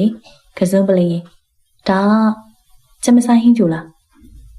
အဲ့ဒါတပွဲအေးရတမရိုက်တခွက်နဲ့ကိုလာယူမယ်ဒါပဲငါညီဟုတ်ကဲ့ကိုခဏဆောင်ပေးပါနော်โอเคဝေဒါကောင်လေးစီကမီနူးဆိုင်လေးကိုယူကြည့်ပြီးတော့သူမလေးစားလို့အဆင်ပြေမယ့်အရာတွေကိုပဲရွေးမှလိုက်ရတယ်ခလေးကတော့ဖုန်းတစ်လုံးနဲ့ဆက်ဖီဆွဲနဲ့အလုံးရှုံနေလေရဲ့15မိနစ်ခန့်ကြာပြီးနောက်မှာတော့သူမထားတဲ့စားစရာတွေအားလုံးစပွဲကိုပြင်းနေလို့သွားတော့မှဝါအများကြီးပဲအကုန်ကလေးကြိုက်တွေကြီးပဲကိုကအရင်ချစ်ဖို့ကောင်းတာပဲဟုတ်ပါပြီကဲအရင်စားကိုအရင်ဥချမယ်သူအသိဖောက်ပေးထားတဲ့တူကိုကောက်ယူပြီးတော့ဘဲကြီးတစ်ဖက်ညက်ယူပြီးသူထမင်းပေါင်းပကံထဲမှာဥချပေးနေကလေးမကိုပြုံးကြည့်ပြီးတော့သူထမင်းပေါင်းထဲကငုံလေးကိုသူမရဲ့ပရှုထမင်းကျော်ပကံထဲကိုထည့်ပေးလိုက်တော့သူမပူလောင်နေတဲ့ပရှုထမင်းကျော်ပလုတ်ပလောင်စားနေနေကျေးဇူးပါကိုလေးစားနေမြမစားနော်ကလေးလေးစားအယူကြောက်တဲ့လို့ငါဆိုတွေ့ရုံမစားရဲ့သူမပြီးထားရဲ့ငါးပေါင်းတစ်ကောင်လုံးတယောက်တည်းနီးပါးစားသွားတာမို့ဒုံးခင်များတန်တော်ဖြစ်ရတဲ့အထိပဲမြင့်တဲ့စားလို့ပြီးတော့ကြကြမိတ်လှုပ်စီနဲ့ဖင်တကြကြဖြစ်နေတဲ့သူမကြောင့်သူဟာပဲအလိုက်တတိနဲ့ဝေတာကောင်လေးကိုလက်လန်းထောင်ပြပြီးတော့ညီလေးရှင်းမယ်ဆိုင်နီးအောင်ဝေရှင်းပြီးတော့ထွက်လာတော့သူ့ရဲ့လက်ကိုဆွဲပြီးလူတချို့အုံကြီးရဲ့ခလန်းလန်းနေအောင်မျှော်ကြည့်နေကိုဟိုသွားမယ်သွားပါမယ်ဖြည်းသွားကြမယ်လေသူတို့ရောက်သွားတဲ့နေရာရုပ်လေးတန်းစီချထားတာကိုတားထားတဲ့စီကနေကွင်းနေပြရတဲ့ကစားနည်းမျိုးပါကိုဟိုကရုပ်လေးကလေးလိုချင်တယ်နော်ကိုအပြာရောက်ချိန်ကားရုပ်လေးကတိတ်မကြီးလာပေမဲ့ချစ်စရာလေးမို့အပြာကြိုက်တဲ့သူမလေးကမျက်စိကျသွားပုံရတယ်အဲ့ဒီရုပ်ကိုဝယ်ပြီးမယ်ဟုတ်ပြီလားဦးလေးဟိုတောက်ကရုပ်လေးဘယ်လောက်နေရောက်မလဲ ဦးစီကအယုတ်တရားမရမှုငါတူရဲ့ငါတူလိုချင်ကစားကြည့်ပါလားတကွေးကို900ပဲ2000မိုးယူရင်9ခွင့်ပေးမယ်ဘယ်လိုလဲလာပါကလေးရကိုအဲ့ထက်ကြီးရဲ့အယုတ်လေးရှောင်ဝယ်ပေးမယ်နော်ထားလိုက်တော့သူချမော့ပြောပေမဲ့ဟိုကလေးမရဲ့မျိုးလုံးတွေကအဲ့အယုတ်လေးစီမှာခွာမသွားခဲ့ပါဘူးဒါအပြင်သူ့ရဲ့လက်ကိုလည်းအာကိုတကြီးဆွဲထားတရမို့သူတပင်းမောတစ်ချက်ကိုသာမိုးထုတ်လိုက်မိရော။နှစ်နာရီခန့်ကြာပြီးနောက်မှာတော့ထိနည်းနည်းလေးလွှဲသွားတယ်။အိုးဟာကတိနေအသေးရလိုက်တာ။ဘေးကအားပေးနေတဲ့သူမစီကအားမလို့အားမရတဲ့နေထွက်လာချိန်မှာသူ့လက်ထဲကပြစ်စရာခွင်းတွေကကုန်သွားခဲ့ပြီ။ဦးလေးခွေး9000မို့ထပ်ပြီးပါ။ဟုတ်ပြီရမယ်ခဏလေးငါတို့ဦးလေးရဲ့ကျင်းထဲမှာတော့ပြစ်စရာခွင်းတွေမရှိတော့တာမို့သူပြစ်ထားလို့မြေပြင်မော်ဟိုတခုတခုပုံနေတဲ့ကွင်းတွေကိုအပြေးလွှားကောက်ပြီးတော့ပြန်လာပေးရတဲ့အထိပဲရောငါတို့73ကြီးပေးထားရင်နော်ဒီကတော့ဝင်ရောက်ပြစ်တော့နော်ဦးလေးကြီးရဲ့အားပေးစကားကြောင့်အတန်ထက်ကကြိတ်လိုက်တဲ့ကလေးကိုသူကရှူတီတီကြီးလိုက်နေဒီတခါဝင်ရောက်ပြစ်မှာပါခုနသွေးပူလေးချင်းရလုံနေလို့ဟုတ်ကဲ့ကိုပြစ်ချပြစ်နော် fighting ရှက်နဲ့တိတ်ခါချိန်နဲ့ကိုရီးချင်းပေးမယ်မရရက်ပါဘူးနှစ်နာရီကျော်လောက်ခွင်းပြစ်နေရတော့ကလေးလူချင်းတဲ့အယုတ်ကိုမရသေးပေမဲ့အခုထိလက်မလျှော့သေးပဲကြိုးစားနေစေကိုကြည့်နေကလေးရဲ့ပြော်တွေကပျောက်ဆုံးသွားတယ်။ကြည့်ရတာကိုငငယ်ကကစားခွင့်နေသွားခဲ့ဘူးပုံမရတယ်လို့တာမန်ကလေးတယောက်လိုလေပျော်ရွှင်စွာကစားခဲ့ပုံမပေါ်ဘူး။အရေးပြုံးနေတဲ့ကိုကရှင်းရင်းဆွဲအသက်ထက်ကိုပို့ပြီးတော့တင်းငင်ရင်းချက်နေတယ်လို့ခံစားရတဲ့အထိပါပဲ။ရေရပြီကွာကလေးရုပ်ရပြီအယုတ်ရပြီပျော်လိုက်တာကိုရဲ့ကိုသိတာအတော်ဆုံးပဲအကောင်းဆုံးသိလားကိုအချစ်ဆုံးသူရဲ့ကိုပေါ်ခွားတက်ကပျော်မြူးအော်ဟင်းနေနဲ့သူ့ရဲ့ဘာကိုပြက်ကနေနှမ်းပြီးတော့ပြန်စင်းပြီးဦးလေးစီကိုအယုတ်သွားပြေးယူနေပြီမဲ့ဒွန်ကတော့အဲ့ညမှာပဲအသက်မဲ့တယ်လို့ရှက်ပြီးတော့ကျင်းနေခဲ့မိရောတယ်အိမ်ကြီးကအိမ်ပြန်လာမှတော့အယုတ်ကလေးကိုတယူတရပွေးပိုက်ကအိပ်ပျော်နေတဲ့ကလေးရဲ့ခေါင်းလေးကိုပကုံးပေါ်တင်ပြီးတော့ငိမ့်သက်နေခဲ့မိရောတယ်အဲ့ဒီရောက်နေပါတယ်တတိနဲ့တွေ့ကြလို့ပါဒေါ်တူရဲ့စကားကြောင့်ဦးတင်ကိုကခေါင်းရည်ပြလိုက်တော့အလိုက်တတိပဲဒေါ်တူကခရွယူလေးပြတ်ထွက်သွားပြီးတော့မကြမီမှာသူမနဲ့အတူအသက်50ဝန်းကျင်လောက်ရှိမယ်ရုပ်ရည်တန်ပြည့်တဲ့လူတစ်ယောက်ပါလာခဲ့ကျွန်တော်ကဦးတင်ကိုပါဘာကိစ္စမြန်ကျွန်တော်ကဦးတီဟာမင်းပါတမီးလေးကျိန်လေးရဲ့ဖခင်ရင်ပါခမဟုတ်ပါရဲ့ရုတ်တရက်ကြီးအခုလိုလာရှာရတာအားနာပြီမေကျွန်တော်မှတမီးလေးကိစ္စနဲ့ပတ်သက်ပြီးတော့ဦးတင်ကိုနဲ့ဆွေးနွေးစရာကိစ္စလေးရှိလာလို့စုံစမ်းပြီးတော့စားလိုက်လာတာပါဗျဟုတ်ကဲ့ထိုင်မအောင်ဦးတီဟာမင်းထွထွေအဲ့တဲ့အတွက်တခုစီစဉ်ခဲ့ပါဟုတ်ကဲ့ပါတတိထော်ထွေးပြန်ထွက်သွားတော့ဦးတင်ကိုတယောက်မျက်မှောင်ကျပြီးတော့မျက်နှာပေါ်ကချွေးစားတွေကိုလက်နဲ့ပုတ်တော့ရင်းနဲ့စိတ်အိုက်နေဟန်နဲ့ငူငူထိုင်နေရမို့ဦးတရားမင်းကအာတုံအာနာဟန်နဲ့ကြည့်ပြီးတော့စကားဆလိုက်တော့တယ်ကျွန်တော်ကပြီးပေါက်မှာအချီချနေရကြပါပြီဒါကြောင့်သမီးလေးမိနဲ့အဆက်အသွယ်မရှိသေးလို့သမီးနဲ့လည်းအဆက်အသွယ်မရခဲ့ပါဘူးဟုတ်ကဲ့ဒီတခါမြန်မာပြည်ကိုပြောက်တော့မှသမီးရဲ့တရင်ကိုလိုက်ပြီးစုံစမ်းကြည့်တော့လေသူ့မိကိစ္စတွေအကြောင်းစုံသိခဲ့ရတာပါပဲအခုဦးတရားမင်းကသမီးကိုတွေ့ဖို့လာခဲ့ရလားကျွန်တော်နဲ့ကျွန်တော်ဇနီးသမီးကိုအတူခေါ်သွားဖို့စီစဉ်ကြလို့ပါလက်ရှိမှာဦးတင်ကိုကစောင့်ရှောက်ပေးထားမှုကျေးဇူးတင်စကားလေးဆိုရင်နေပါဦးဒါဆိုခမည်းဆိုလိုတဲ့သဘောကသမီးကိုခေါ်သွားဖို့ကျွန်တော်မိသားစုစီကခွင့်ပြုချက်တာမလိုဘူးဆိုတဲ့သဘောလားအဲ့လိုသဘောမျိုးမဟုတ်ပါဘူးကျွန်တော်သမီးကိုအခုချိန်ထိစောင့်ရှောက်ပေးထားတာကျွန်တော်တကယ်ကိုကျေးဇူးတင်ပါတယ်ဒီကဦးတင်ကိုကသာလက်ခံမေးဆိုရင်တော့ကျေးဇူးလေးဆက်ကြပါတယ်ဒါရီမလို့ပါဘူးကျွန်တော်ပြောချင်တာခမဘလို့ပဲသမီးလေးရဲ့အဖေဖြစ်ပါသမီးကကျွန်တော်တို့အတွက်မိသားစုဝင်တယောက်လိုပဲအနည်းဆုံးတော့သမီးနဲ့ပတ်သက်တဲ့ကိစ္စကိုအရင်ခွေတောင်းတင်နေဦးတင်ကိုကဒေါသတကြီးပြောဆိုလိုက်တော့ဦးတရားမင်းကအသာပြုံးရင်းနေကျွန်တော်သမီးကိုအခုအချိန်ထိစောင့်ရှောက်ပြီးခဲ့တာတကယ်ကိုကျေးဇူးတင်ပါတယ်ဒါပေမဲ့သမီးကဒီရဲ့သွေးသားမဟုတ်ဘူးလေသွေးသားမတော်ဆက်တဲ့သစိမ်းယောက်ျားကြီးနဲ့အတူသမီးမင်းလေးကိုဘယ်ပြစိတ်ချလက်ချထားလိုက်ပါလေခမပြီးတော့ကျွန်တော်စုံစမ်းရတဲ့လောက်တော့ခြေကလေးကိုအမွေစားခံမွေးစားထားတာဘာညာလေးမရှိဘူးဆို ဒါဆိုရင်တော့ဘလောက်ပဲမိသားစုလိုနေနေတကယ်မိသားစုမှမဟုတ်ပဲခင်ဗျားတို့အိမ်ကကျွန်တော်သမီးဘဝကိုဆုံးဖြတ်ပြီးလို့မရနိုင်ဘူးလေကျွန်တော်ပြောတာမှားသလားခင်ဗျားထွက်သွားတော့ထွက်သွားဒါဆိုခွင့်ပြုပါအောင်သမီးကိုအထုပ်ဘူးပြင်ထားဖို့ပြောပြပါ3ရက်တွင်ကျွန်တော်ပြန်လာခေါ်ပါမယ်ဦးတီဟာမင်းကအိမ်ကြီးပြန်ထွက်သွားတော့ဦးတင်ကိုဒေါသတကြီးထိုင်လိုက်နဲ့ခေါင်းကြီးကမိုက်ကနေပြောင်းဝေးသွားပြီးတော့လဲကျသွားတယ်ဟေးတတိလာကြပါဦးတော့မစိုးရိမ်ဘာရွှေ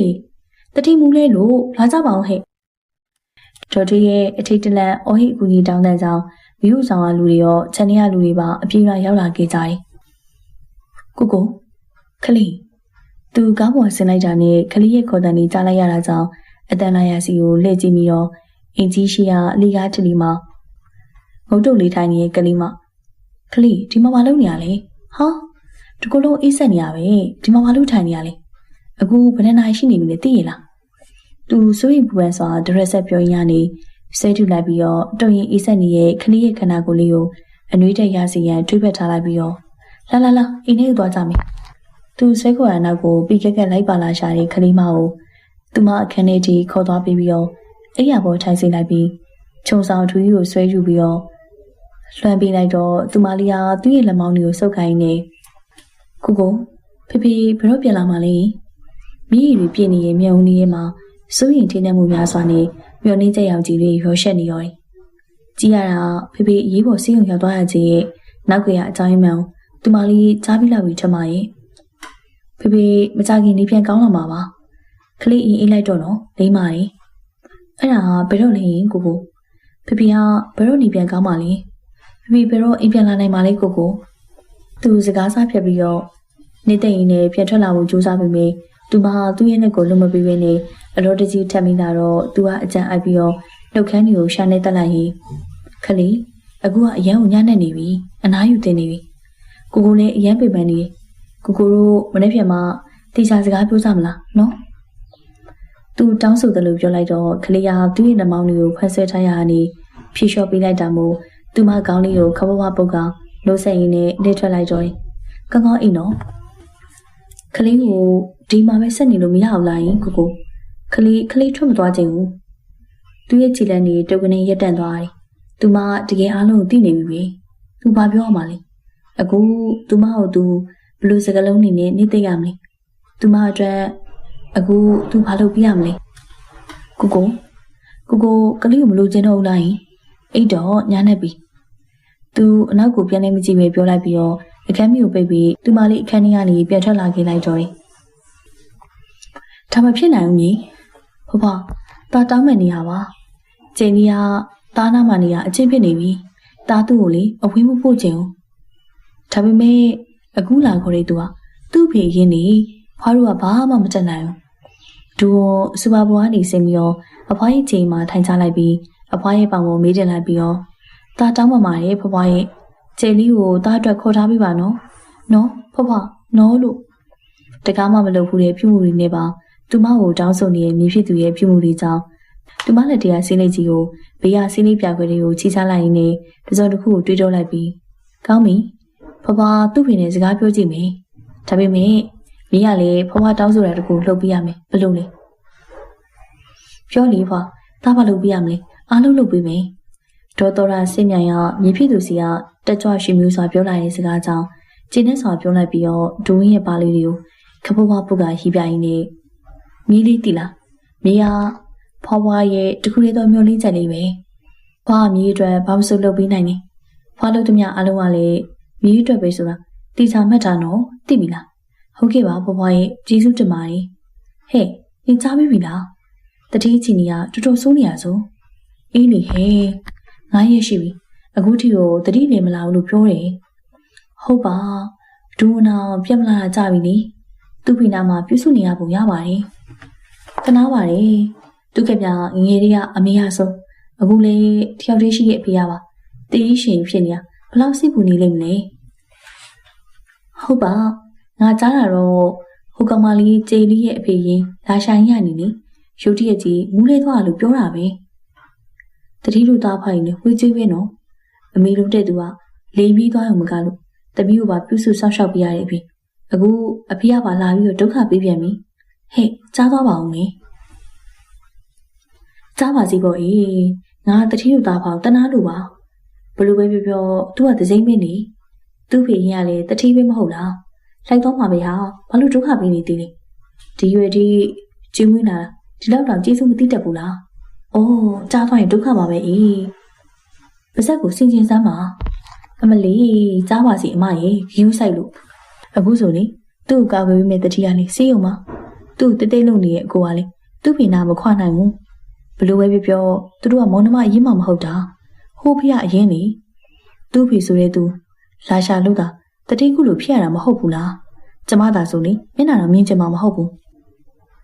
ချိန်လီဘာဖြစ်မို့စီးကြလာရင်မြေတွေကိုသွတ်ပြစ်လိုက်ပြီးတော့တိုင်ခွေကနေခြေတယ်မချအောင်ထွက်ပြေးလာခဲ့လိုက်တော့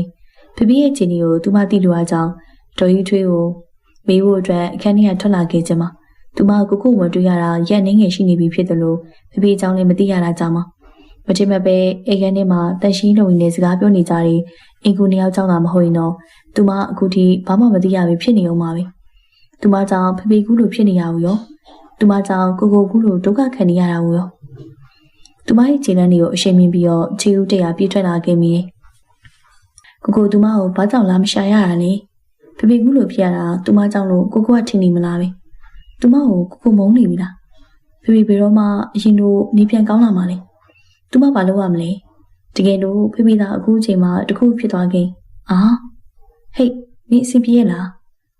ခလေးလမ်းမပေါ်ပုံရသားလေးလဲကျသွားတော့ခလေးရဲ့မနီးမှုရနေပြီးလိုက်ခြေတံကိုချလိုက်ရပြီးတော့ခလေးကမောကြည့်လိုက်တော့လူတစ်ယောက်နဲ့ခွေးတကောင်ရဲ့ပွေးရည်ကူသာရေးရီကြခဝဝတွေ့လိုက်ရတော့တယ်အင်းကျဲဒူကာပရီကိုစောင့်နေလိုက်ပြီးရောသူအမြင်မှချင်းမဟုတ်ပါဘူး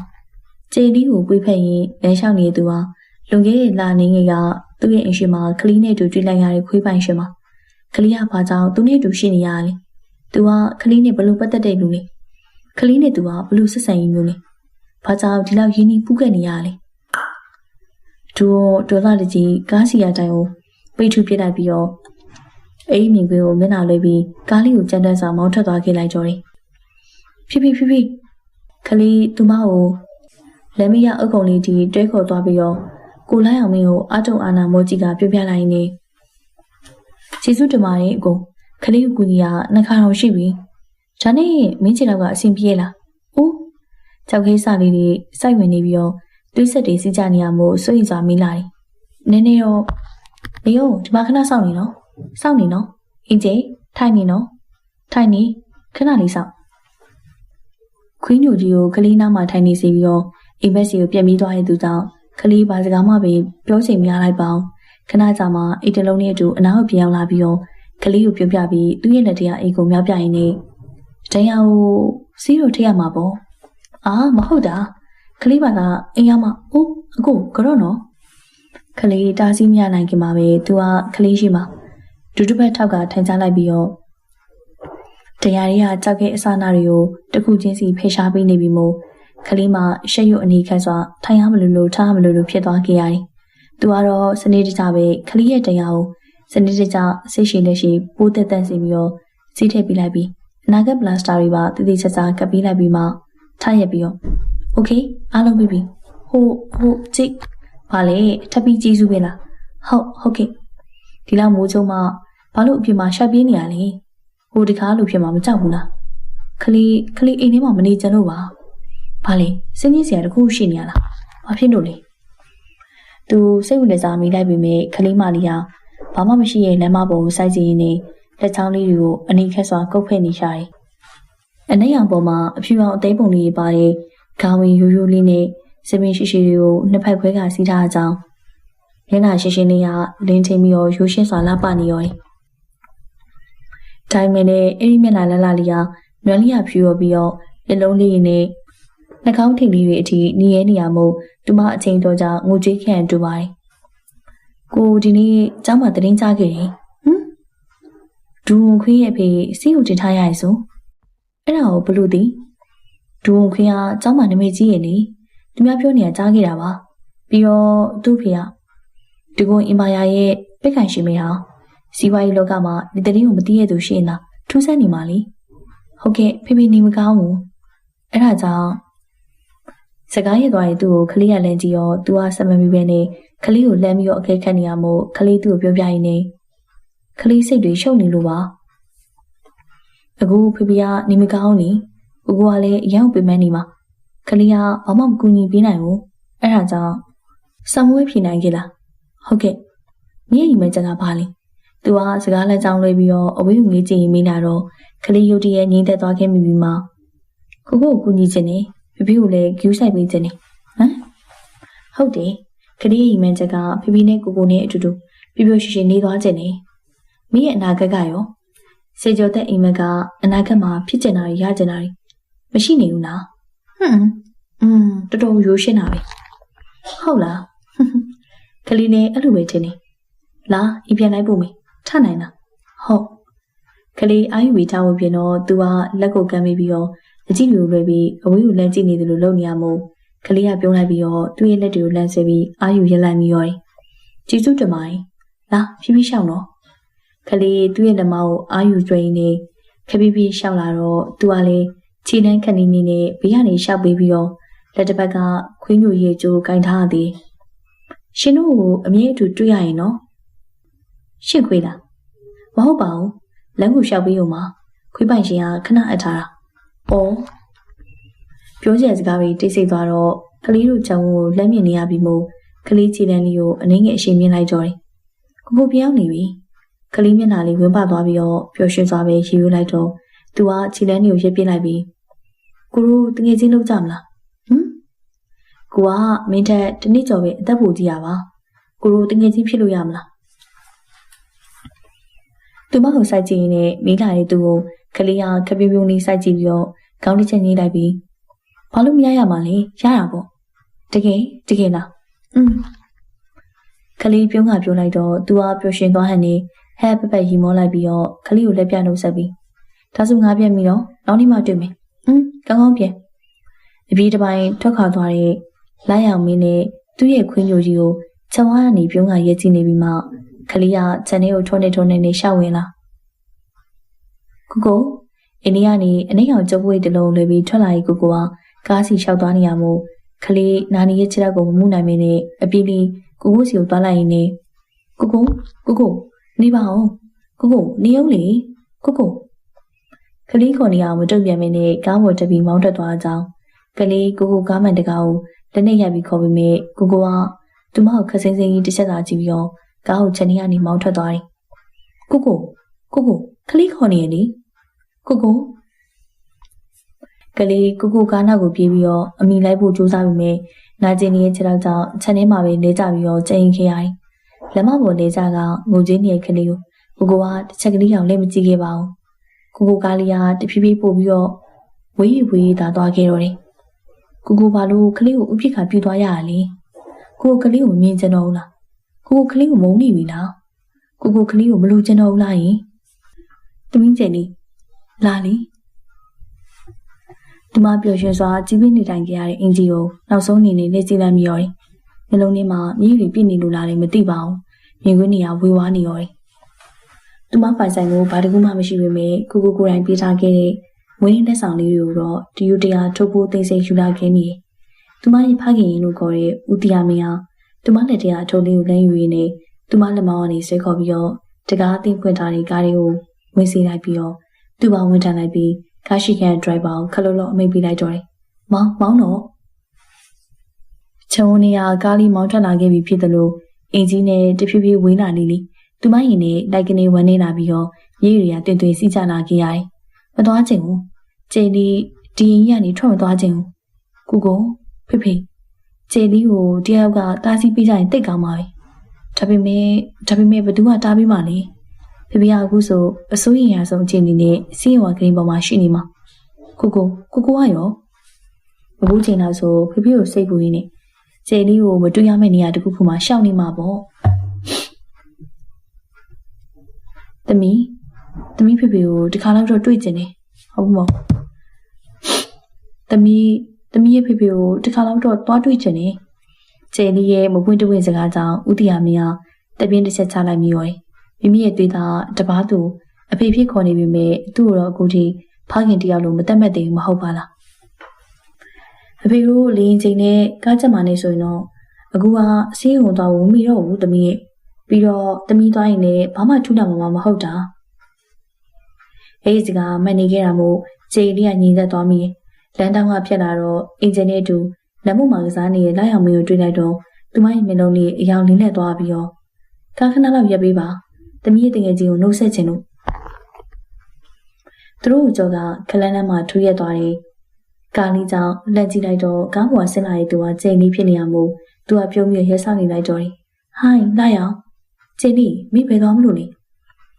သူမနောက်ဘက်မှာကျန်ခဲ့တဲ့ကားကိုလှမ်းကြည့်နေသူကမီတော့ကျိန်လေးကမိရီတစ်ဖန်ပြက်နေဆွဆွလာခဲ့ရပြီးတော့ခလေးတရားထွက်သွားတော့မင်းလာရအောင်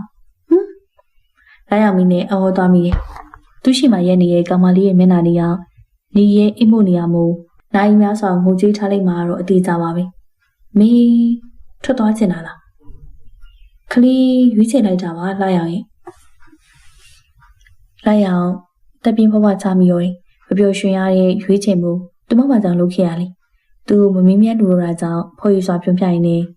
ဘယ်ကိုပြောင်းမှလဲဒီတငယ်ချင်းကိုတော့ဆက်တယ်မဟုတ်လားလာရအောင်ကလေးရဲ့တယောက်တည်းသောတငယ်ချင်းမဟာဆက်တယ်မှာပေါ့ဒီကလေးရဲ့ဖေးနဲ့တူပြပကိုလိုက်သွားရတော့မှာအဝေးပါလားကလေးဟူမှာအသားကြနဲ့လိုက်အောင်ဆက်တယ်ပါမယ်ဘလို့ဆက်တယ်ရမယ်ဆိုတာလေမမဘောဝင်ပါလားကလေးသူမရဲ့ကြုံဝေးတေးသေးလေးတရားစာရွက်နဲ့ဘောဝင်ထုတ်ပြီးလိုက်တော့လိုက်အောင်ကခက်မမြင်ကြီးကပြန်ပြီးလာပြီးတော့ဒါကိုယ့်ရဲ့ email နဲ့ဖုန်းနံပါတ်ပဲကိုဂရီပေးပါဒီကြပေါက်ဆက်သွယ်မယ်လို့ဟုတ်ခလေးဂရီပေးပါတယ်ခလေးလိုက်အောင်ကိုတခုလောက်တော့တောင်းဆိုလို့ရနိုင်မလားမင်းပြောပါဒီမလိုက်အောင်ကိုလေးနဲ့စွာအကူအညီတောင်းပြီးတော့လက်ကိုဆန်းထုတ်လိုက်ပြီးဒီတော့တွင်းမှာခလေးကိုဂူးဆိုင်ပြီးရဲ့လို့ကျေးဇူးတင်ပါတယ်လိုက်အောင်ရှင်ကခလေးရဲ့အကောင်းဆုံးတငယ်ချင်းပါသူမရဲ့အပြုအမူကြောင့်လိုက်အောင်ကဟက်ကနေရေးလိုက်ပြီးတော့လက်ပြန်ကန်ပြီးလက်ဆွဲနှုတ်ဆက်ပြီးတော့ရုတ်တရက်သူမရဲ့တဖုံမိုးလေးကိုခပ်ဖပနမ်းလိုက်တော့တယ်အိုးလိုက်အောင်မျက်နှာလေးလေးကရှင်းရွံသွားတဲ့ကောင်မလေးကိုလိုက်အောင်ကကြည်ကြည်နက်နက်ကြီးပြုံးကြည့်ရင်းနဲ့မင်းပြန်လာမယ့်ချိန်ကိုစောင့်နေမယ်ကျင်းလေးရဲ့ဆူဆူညံ့ညံ့ကောင်းဦးတီးတန်ကြောင့်ခလေးနောက်ကိုလဲကြည့်တော့ဦးတီယာမင်းဟာသူ့လက်ကနိုင်ယုံမြောက်ပြနေရမှုလိုက်အောင်တစ်ချက်ကြည့်ပြီးတော့နှုတ်ဆက်လိုက်ပြီးအပြေးလေးပြန်ထွက်သွားတော့တယ်ကားနဲ့ကလေးကတဖြည်းဖြည်းဝေးပြီးပျောက်ကွယ်သွားချိန်မှာတော့လိုက်အောင်ကလမ်းမထက်မှာချီပြီးတစ်ပြစ်ထိုင်ချလိုက်မိရောတယ်သူနားလာတို့ပြီးတအီလုံးနေတဲ့အင်ဂျင်ကိုပုတ်တက်ပေးလိုက်ရင်းနဲ့သူကတော့ထွက်သွားပြီအင်ဂျင်ငါသူပြန်လာဖို့ဘလောက်စာအောင်စောင့်အောင်မယ်လို့မြင်ထင်နေလိုက်အောင်စကားတန်ကြီးကခလေးလေးနဲ့ဆွေးတန်ပေါက်နေကြတော့တယ်လက်မဲ့ထူရမယ်စာရဲစာရဲနေကြံသေးတာမဟိမလက်မဲ့ထူရမယ်စာရဲစာရဲနေကြံသေးတာမဟိမကျွန်တော်ဖေဖေစီတောင်းဖို့ချိန်ရောက်ပြီစာချုပ်တွေကတော့မရှိတော့ဘူးဒါပေမဲ့ boss အခုထိနီးလေစာမစားရသေးဘူးလေကျမတခုစီစဉ်ပေးရမလားသူနေရဘောနာယူကြည့်လိုက်တော့နိုင်လက်တန်တွေကနီးလေ3နာရီတီတီကိုညွှန်ပြနေကြတယ်တမနက်လုံးဝမ်ပိုက်ဟောင်းလောင်းနဲ့ပုံနေရဲ့အလုပ်တွေကိုဖျက်နေလိုက်တာအချိန်ကုန်လုံးကုန်သွားမှန်းတော့မသိပါဘူးနေမကောင်းတဲ့ဖေဖေအတွက်ရောကျိန်လေးကိုအနားမှာခေါ်ထားဖို့အတွက်ပါဘဘရဲ့စန္ဒာအတိုင်းတကုံအင်ပါယာလုပ်ငန်းစုမှာလုပ်ငန်းပိုင်းတွေကိုတင်ယူလေ့လာနေခဲ့တာရပိုင်းများသာရှိနေပြီမဲ့စီးပွားရေးမိသားယူထားတဲ့သူအတွက်ခက်ခဲမနေခဲ့ပါဘူးနေကင်းပတ်ကုမ္ပဏီကိုဝင်နေဖေဖေစီကိုသွားတယ်အရေးကြီးတဲ့အတန်းချိန်တွေပြေးတိုင်နေညပိုင်းတွေမှာဘဘနဲ့အတူသူ့ကျွမ်းကျင်တဲ့လုပ်ငန်းစီမံမှုတွေကိုလေ့လာရပြန်တယ်စိတ်မောသူမောဖြစ်ရပြီမဲ့သူရိုင်းနေသွားလို့မရအောင်ကားတော်လေးကိုကောက်ယူပြီးတော့ရောက်တဲ့ကားပါကင်စီကိုဓာတ်နေကနေဆင်းခဲ့လိုက်ပြီးကားလေးမောင်းပြီးတော့စီးရုံစီကိုဝင်ခဲ့လိုက်တော့တယ်ဖေဖေချင်းနေဘလို့ရှိလဲကြောက်တာအခုထိတော့ထူးထူးခြားခြားတိုးတက်မလာသေးဘူးမောင်တူဝင်ဆရာတို့လည်းအကောင်းဆုံးစူးစမ်းနေပါတယ်အားမရစရာဖြစ်ပြီးတော့တာဝန်ကျဆရာဝန်ကြီးပြန်ထွက်သွားတော့ဒူဝန်တယောက်တည်းသာတတိမိနေတဲ့ဖခင်ဖြစ်သူနာကြံနေခဲ့တော့တယ်ဖေဖေပြန်ပြီးတော့တတိရလာမယ်ဒီကျွန်တော်အကောင်းဆုံးစူးစမ်းမှာပါဖေဖေရဲ့လုပ်တွေကိုရောသားတို့မိသားစုကိုရောဒူဝန်တရက်စွာဝတ်ထားတဲ့ရှအင်းကြီးရဲ့အပေါ်ခြေသီးနှလုံးကိုဆွဲဖြုတ်လိုက်တာနဲ့ငုံကျက်နေမှုကအထိုင်လျောက်တက်တာသွားခဲ့ဖေဖေခန္ဓာကိုစစ်ဆေးကြည့်ပြီးတော့ဘေးကခုံလေးကိုယူပြီးဂရင်နားမှာကတ်ထိုင်လိုက်ရင်းနဲ့မိကနေအိပ်ပျော်သွားပြီးတော့အေးဆက်သူမို့ဖုန်းလေးစီကအတန်မီစားမှာပဲဖြက်ကနေနိုးပြီးတော့ဖုန်းကိုဖွင့်ပြီးနားထောင်လိုက်တော့မောင်တူဝင်ရေသမီးကျဲလေးကိုမတွေ့တော့ဘူးဘာတွေ့ဘာပြောလိုက်တာလဲခလေးကဘာလို့မရှိတော့လဲနေရောကျွန်တော်ခုချိန်ပြန်လာခဲ့မယ်ဒူကားတော်လေးကိုလမ်းယူပြီးတော့စီယုံနေကအပြေးတစ်ပိုင်းထွက်ခဲ့ရတော့တယ် စိတ်ထဲမှာတော့ပူလောင်လုံးနေခဲ့ပြီ။ကျန်လေးကိုကားကိုဒရဂျန်မောင်းဝင်လာပြီးတော့အိမ်ရှိမှာကားကိုရပ်ပြီးအမောတကောပြေးဝင်လာတော့မျက်စိမျက်နှာပြက်စွာစောင့်မျှော်နေတဲ့ဒေါ်ကြီးထွေးဟာအိမ်ပေါင်းဝကနေစီးကြပြီးကြီးထွေးတို့အကုန်လိုက်ရှာပြီးပြီအခုထိကျေလေးကိုမတွေ့သေးဘူးမောင်တူကိုဖုန်းနဲ့အခန်းထဲမှာဒီတိုင်းပဲအဝတ်စားတွေရောပစ္စည်းတွေရောအကုန်ရှိနေရင်လူဝဲရှာလို့မတွေ့ရအိမ်မှာဒီလောက်လူတွေအများကြီးကိုခင်ဗျားတို့ဘာလို့လုပ်နေကြရလဲဟင်ကလေးတယောက်တောင်မှကောင်းကောင်းမစောင့်ရှောက်နိုင်ကြဘူးလားဟုတ်အကိုလေးဘာလေပြောဒီဆိုင်တီးကမမလေးခန်းနေရတာပါစာရီပါတွေခြံခဲ့ပြီးမြတ်ထွက်သွားတာဖြစ်မလားယင်ဘာကလေးခန်းနေရဟုတ်လားဒီလိုပြီးဒူအင်ကူတယောက်ကမ်းပြီးလာတဲ့ပိုင်းအောင်ဆောင်ရဲ့ခောက်လေးကိုဖွင့်ကြည့်လိုက်တော့ကြိုးစားညီညာပြီးလာပါလုံးနဲ့ခလေးလက်ရီဝိုင်းဝိုင်းကလေးပါကိုဖေဖေနဲ့ကိုခလေးကိုပြုစုဆောက်ရှောက်ပြီးခင်လို့ကျေးဇူးတင်ပါတယ်ခလေးဒီကျေးဇူးတွေကိုတစ်တလုံးအမရနေမှာပါကိုဒီထက်ပိုပြီးကိုတို့ဖွာတွေမှာခလေးရှိမနေသင့်တော့ပါဘူးဒါကြောင့်ခလေးထွက်သွားပါပြီကိုမျက်နှာကိုကြည့်ပြီးနှုတ်ဆက်ဖို့အင်အားမရှိလို့ဒီစားလေးပဲချက်ခဲလိုက်ပါတယ်ကိုရဲ့ကြိမ်နေဟာဘာလဲမောင်တူကိုခလေးအင်အားထွက်သွားတာအခုကစားပြီသူသွားနိုင်တော့မယ့်နေရာတွေကိုရောသူနဲ့တည့်ရဲ့သူတွေစီကိုပါဆက်သွယ်သွားရှာကြအခုထက်အကုန်သွားရှာကြသွားကြလေသွားကြသူမျက်နှာကိုလက်နဲ့ပို့ချပြီးတော့ဒီရင်တရိုင်ချင်းလန်းနေတဲ့ကမိုးရှူတို့အဟိပြေးနေပောက်ကွဲနေရကြောင်းအကုန်လုံးကအပြေးလွှာထွက်သွားကြတော့တယ်စွိုင်းလေးကိုကင်ပြီးတော့ချင်းမခိုင်စွာကျမ်းမြေမော်ထိုင်ချလိုက်မိရဲ့ဒူးကိုကြည့်ပြီးတော့ဒေါ်ရီထွေးကစိတ်မသက်သာစွာမျက်နှာလွှဲလိုက်နေခလေးကိုရှာတွေ့မှာပါအရင်စိတ်မပူပါနဲ့စိတ်ကိုအေးထားပါမောင်တူရဲ့ဒီလိုကိစ္စမျိုးကတွေးဖို့နေဖြေရှင်းမှုမလွယ်ဘူးအကိုလေးဟဲ့အထူဘာတော့လူကြီးအလို့ရှုပ်နေနေဒူးကောင်းမြင်လာကြောင်းခြံနောက်ကနေပြေးလာတဲ့ခြံဆောင်းကောင်လေးအထူကိုဒေါ်ရီထွေးကလက်ဟန်းလိုက်ရတယ်မောင်တူကိုစိတ်နဲ့အခုချီနေနေဆိုအနေထိုင်မစင်ချင်တော့ဒေါသမီးတွေနှွှဲစင်ကုန်လိမ့်မယ်ဒေါ်ရီထွေးမမလီကိုရှာနေကြရဲဆိုလို့မမလီကသွားလိုက်ပြီနိဟင်ဒေါ်ရီထွေးနဲ့အားတင်သွားသလိုဒူဝန်လည်းချစ်ချင်းထားလိုက်မိပြီးတော့အထူမင်းတီလားမင်းမမလီဘယ်ကိုထွက်သွားလဲအထူမမလီကမှုတ်ပြီးသွားတယ်ပြီးတော့တတိမဟုတ်တဲ့တခြားအဖေနဲ့လင်းပြိုင်းစီးပြီးတော့အိမ်ပြန်မလို့တဲ့အထူကစကားကိုလုံးစိပတ်စီရှင်းနေအောင်ပြပြနိုင်တော့တဲ့ဉာဏ်ရည်ရှိသူမဟုတ်ပါဘူးဒါပေမဲ့လည်းသူပြောတဲ့စကားတွေအရခလေးဖေကိုသွားလေဆိုတာကိုဒူဝန်ခမန်းနိုင်သွားခဲ့ပြီးမို့အိမ်ကြီးကပြေးထွက်လာခဲ့လိုက်တော့တယ်ခြံနေရတရှိန်တို့မောင်းထွက်လာတဲ့ကားလေးကရန်ကုန်ပြည်ဆိုင်ရာလီစိတ်စီကိုဦးတည်နေရောတယ်။သမီးသွားကြမယ်နိ။သူမရှိုထွေးနေတဲ့လီစိတ်ရဲ့ဝင်ပေါက်ကိုနောက်ဆုံးအနေနဲ့တစ်ချက်လဲကြည့်လိုက်ပြီးမှဖခင်ပြီးသူနောက်ကလိုက်လာခဲ့ရတယ်။ကိုရေခလေးကိုလွမ်းနေမယ်နော်။နည်းနည်းလောက်ပါ။အိုးဒူလီစိတ်ထဲဝင်ချင်းအလောတကြီးနဲ့တစုံတယောက်ကိုဝင်တိုင်းလိုက်မိရကြောင်းမိမိကိုအလိုမကျစွာဆုတ်သက်လိုက်မိပြီးတော့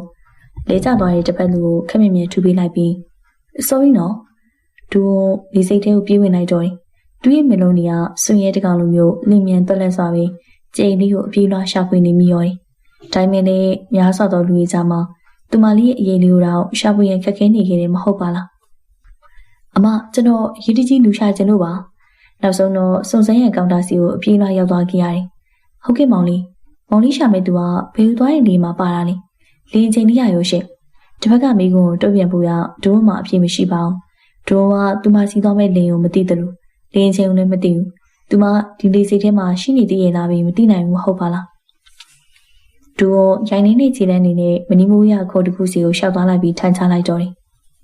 လူပေါင်းများစွာလှူရှားသွားလာနေကြတဲ့အလေးမှာအတိမကပ်ပဲမြေကြီးကြားကငိုကြွေးမိတယ်